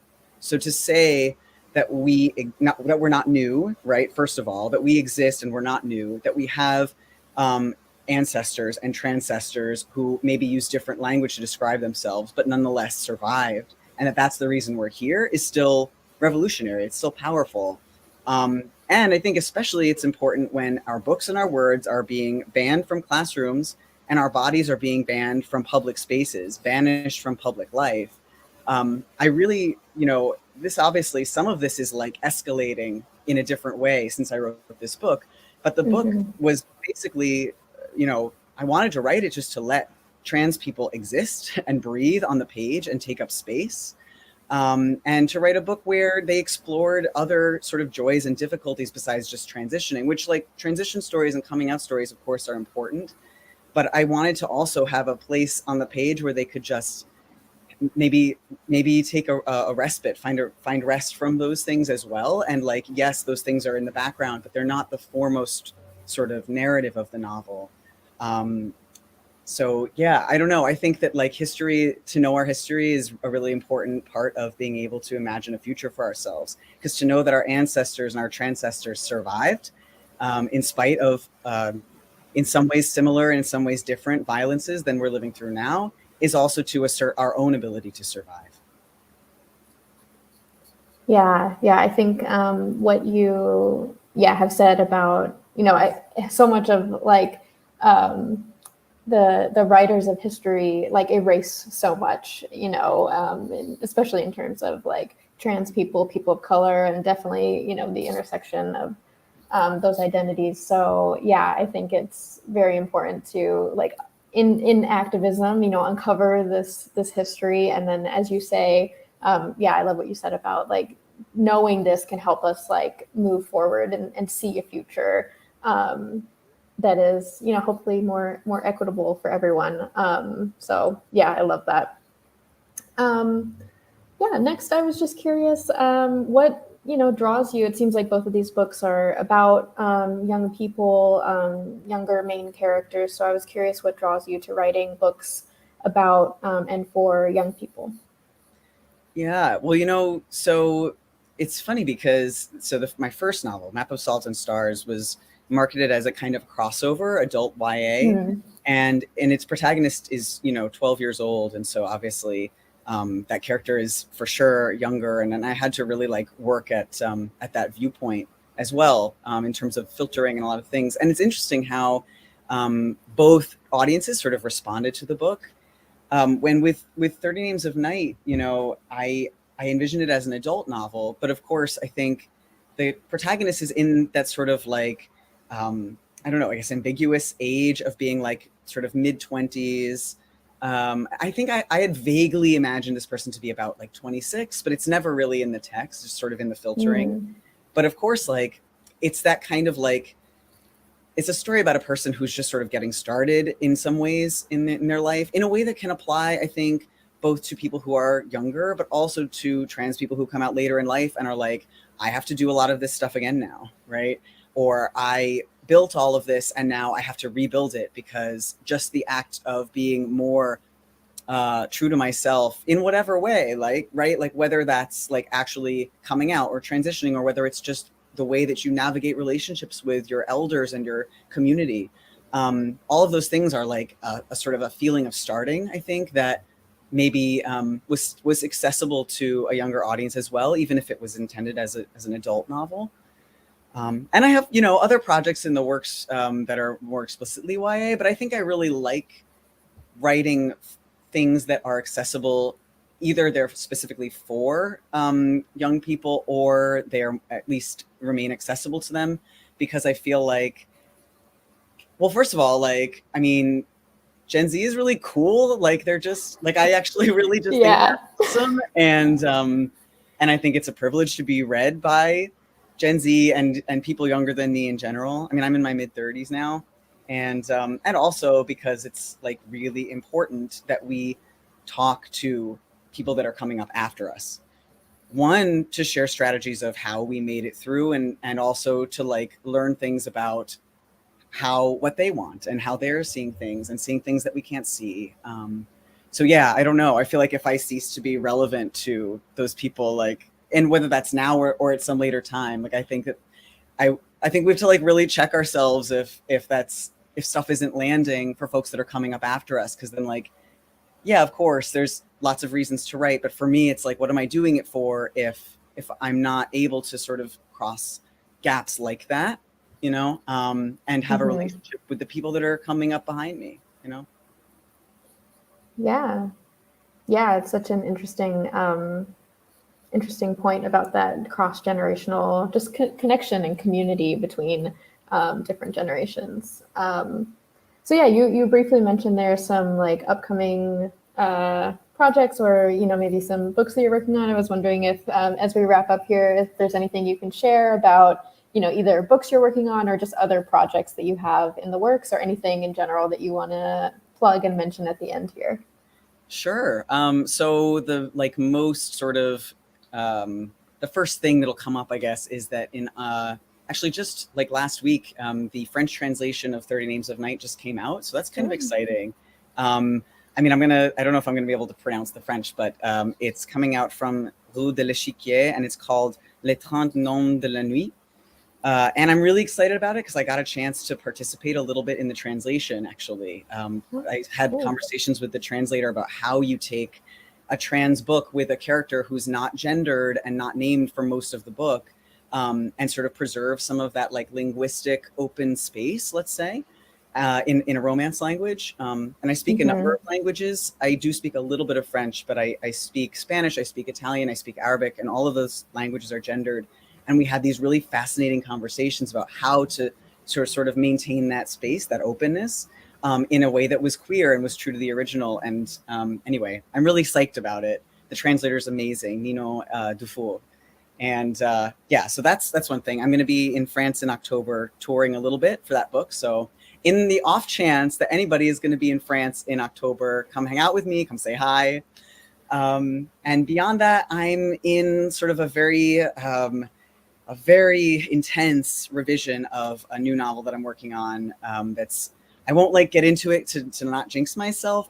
I won't get into too much, but it's a sci-fi YA novel with an all trans cast. And I'm really excited about it. So, I don't know. Wish me luck. Definitely good luck with that. Sounds amazing just from that little tiny teaser, and I'm sure everyone watching this would be pumped to read that. That sounds awesome. Thank you. Yeah, well, thank you so much for joining us. I wish we could talk for much longer, but we have lots of authors we're talking to during this event. So thank you so much for being one of them and for joining us. Yeah, thank you, Elaine. Thanks so much. Thanks for the work you do and for watching, everyone. Bye.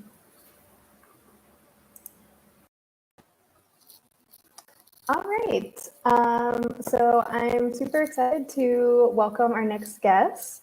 Neon, can you do a brief intro for anyone who's watching the event right now and might not be super familiar with you or your work? Hi, my name is Neon Yang. I am a author of science fiction and fantasy. I'm the author of the 10 series of novellas that were published by Tor.com Publishing, and I have a novel out, The Genesis of Misery, that is dropping on the 27th of September from Tor Books. I am queer and non-binary. I am from Singapore, and I currently live in England. Awesome. Yeah, I want to talk about both of the projects that you just mentioned, your novellas and your upcoming book. So to start, if we could talk about the Tensorit series of novellas, I really loved the description on your website that said that the novellas experiment with form and storytelling, and that they will challenge your understanding of gender and implore you to expand your concept of what epic fantasy can be. So I wanted to ask you a little bit about that for our audience, because I think that sounds super interesting. Like, what is that experiment with form that the novellas explore? And, maybe without giving away too many spoilers, like, how can people expect for their understanding about gender and fantasy to be challenged with these novellas? Okay, so the easier question is the one about form, because these are 4 different novellas, which are sort of like very short novels that are less than 40,000 words. And when I wrote them, the first 2 were actually released simultaneously. And we said that you can read them in any order. They were The Black Tides of Heaven and The Red Threads of Fortune. And chronologically, The Black Tides of Heaven came first, even though I wrote Red Threads first. And so it's kind of like the Black Tides is kind of like a prequel for Red Threads, but you can read them in either order, which is at that point, it was quite an interesting publishing experiment, have these 2 out at once. And the 2 books are quite different in kind of scope, because Red Threads is kind of more like an action movie. It covers events that happen over like 3 days, whereas like Black Tides, it's more like a family drama that spans a period of 40 years. And then later novellas in the series, there were 2 others. I wanted to do something entirely different with the form of the novellas. So one of them, I wanted to do it as an epistolary novel. So it's got a whole bunch of different sort of found pieces of reports and sort of in transcripts of interrogations and somebody's lectures and stuff like that. And the other one was kind of the whole novella is kind of like a drunken monologue of somebody sort of telling her backstory. So with each of these novellas, I wanted to explore sort of a different form of storytelling and a different way of telling a story. And I had a lot of fun with it, which is something that also was facilitated in a way by the form of the novella, because it's short. It's long enough, right? It's longer than a short story, so you have more space to explore themes and do plot and stuff like that. But it's short enough that you don't have the same kind of time commitment that you would do when you want to write a full-length novel. So because they're sort of these short, snappy little experiments with prose, you're able to sort of do things that you wouldn't do, wouldn't necessarily do with a novel, because it's such a big commitment. So it was fun to just write these sort of short little narratives that wrap up in under 40,000 words, and say, well, what can I do with this form? What can I do? How can I tell a story with just a bunch of letters, or a secondhand information and things like that.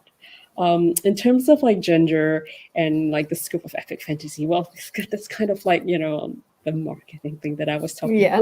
about for the fellas. But so these books I wrote as sort of like Asian inspired fantasy, and so I drew on a lot of tropes of stuff that I consume as media when I was growing up, particularly like things like Journey to the West, but at the same time, it also combined it with a lot of like very contemporary Western media franchises that I liked a lot, like Jurassic Park. I put dinosaurs in it, and have dragons in it as well.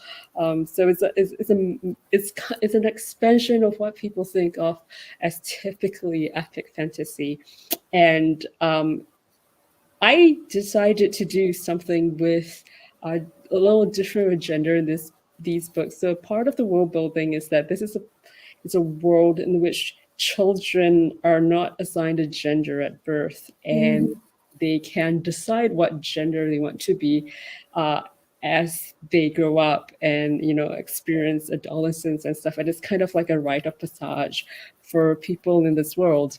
And that's kind of like it's a different way of looking at gender, and like it's also kind of like one of the sort of like turning points of I think the Black Tides, where like the central character Akiha realizes that they and their twin are diverging on their conception of what their gender is, and it's kind of like a huge sort of like turning point in their life. And yeah, I encourage you all to read it.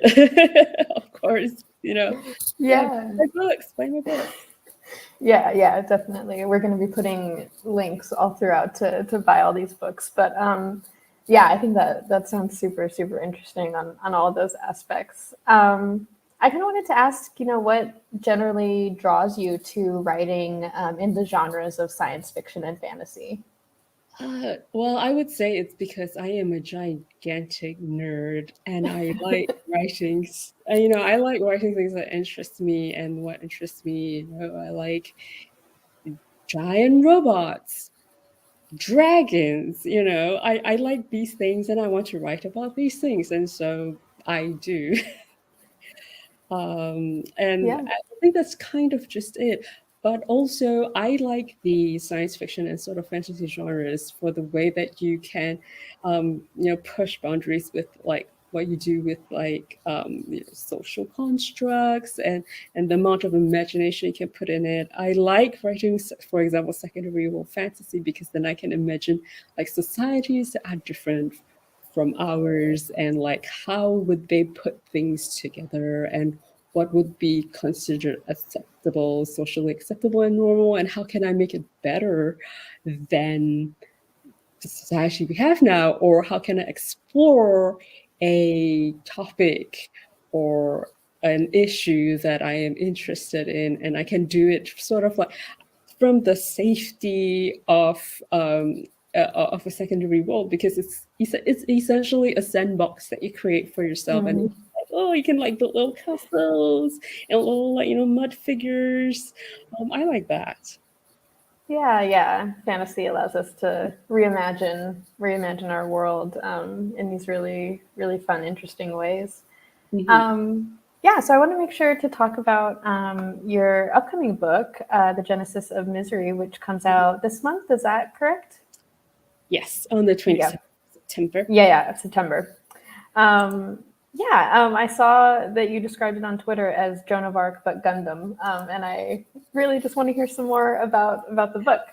Yes. So I think it's been sort of described as a retelling of Joan of Arc's story, and in many ways it is, but also in many ways it is not. It's basically sort of like set like 10,000 years in the future, where humanity has like sort of split off and gone in different directions on these generation ships to explore parts of space, and it follows like the descendants of these spaceships, where they've come into a place where they're at war with one another over their beliefs on about whether this stuff that they've discovered, whether it's like divinely sent or not, and So your titular character, Misery, is the Joan of Arc figure who is, who has like sort of received a message from God to like sort of like end the war between the heretics and the faithful. But a lot of the story is actually about like belief and like, because Misery themselves does not believe in the existence of God and thinks that they are actually hallucinating and stuff like that, but they want to convince people that they are divinely sent for their own selfish purposes. So there's a lot of like, questions about like, truth and belief and like how do people self-radicalize in it, and also giant robots, because I like giant robots and it's fun. Yeah. Going back to what you said about just writing about all these things because they're fun to write about.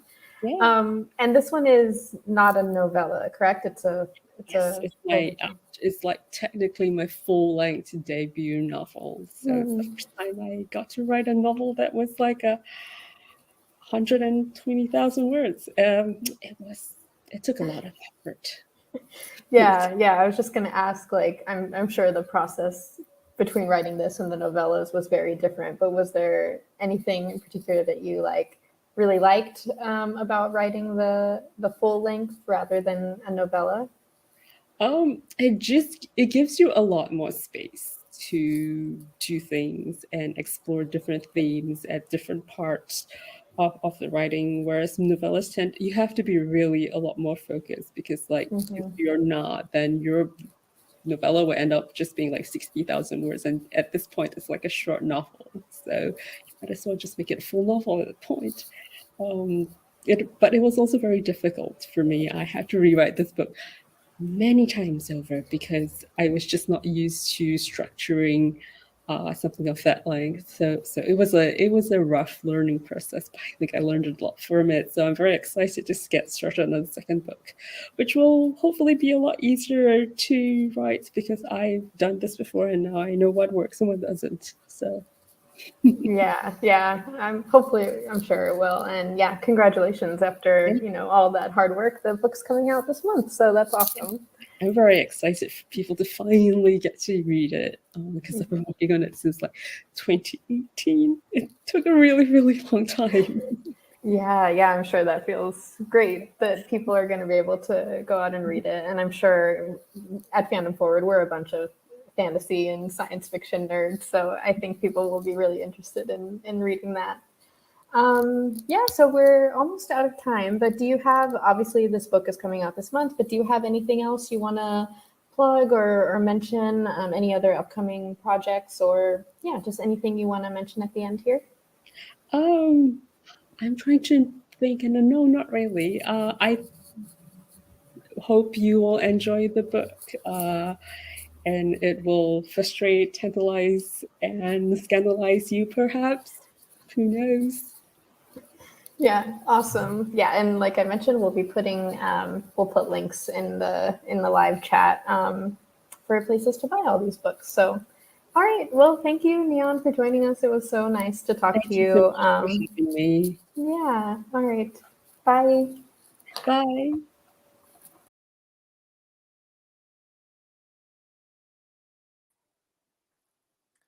Okay. Hello, everyone. I'm back just to close us out for the evening. I hope you all enjoyed this. I thought it was such a wonderful way to spend International Literacy Day. Had so much fun hearing from all these amazing authors.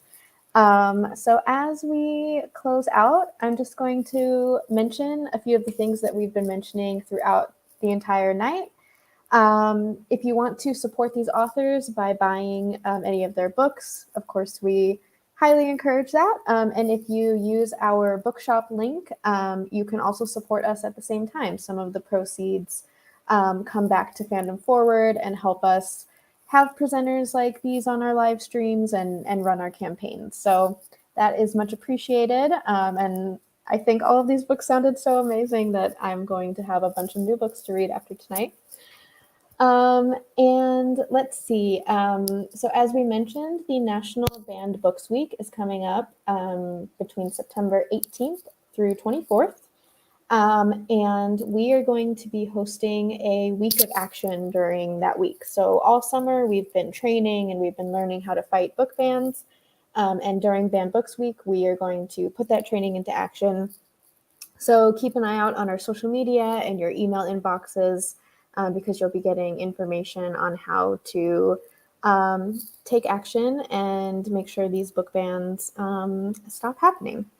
And during that week, we are also going to be hosting 3 writing workshops with the idea being that, you know, these book bans can be very discouraging for people who want to share their stories. So we're hosting these workshops with some really cool people who are going to help us share our unique stories, even in spite of these book bans. So we have a workshop with our friends at Black Nerds Create. We have a workshop with the author Ryan Estrada, who co-wrote Banned Book Club, which is a graphic novel that heavily informed this campaign. So definitely go check that out if you haven't read it. And then we have one with NaNoWriMo, which is an organization that you all are probably familiar with. So that's very exciting. And you can go sign up for those events at fandomforward.org/bookdefenders. Let's see, what else? Any action that you take during Book Defenders, whether it's donating books or attending trainings and events like this one, can be used to help your team win the House Cup. And you can submit your points at bit.ly/bookdefenderspoints. We have 4 houses in the running for the House Cup this year, and the houses are based off of your favorite book genre. So right now, Dragon's Lair is barely in the lead, and those are the fantasy and sci-fi nerds. And the Lab is right behind them, which is all the folks who like science and nonfiction books the best. So definitely go submit your points and help your house win. And then finally, just if you want to support Book Defenders and help us keep running campaigns like this one, as we've mentioned a few times, we have a really cool t-shirt that you can buy that says "We'll keep reading." And it lists a bunch of banned books on it. It's really cute. And you can get that at fandomforward.org/shop. You can also join our book club. It's $35 for a lifetime membership. And we read different books each month that are related to whatever campaign we're running at the time. And that's really fun. Or you can just, donate to Fandom Forward, fandomforward.org/donate. And for this campaign, if you donate $10 or 10 books, you get a little button of your house for the Book Defenders House Cup. So I think that's it. Thank you all again. It was so fun hearing from these authors and also chatting with all of you throughout. So really appreciate it. And we will see you at our next event at one of those writing workshops. And I hope you all have a wonderful night. Thank you for joining. Bye.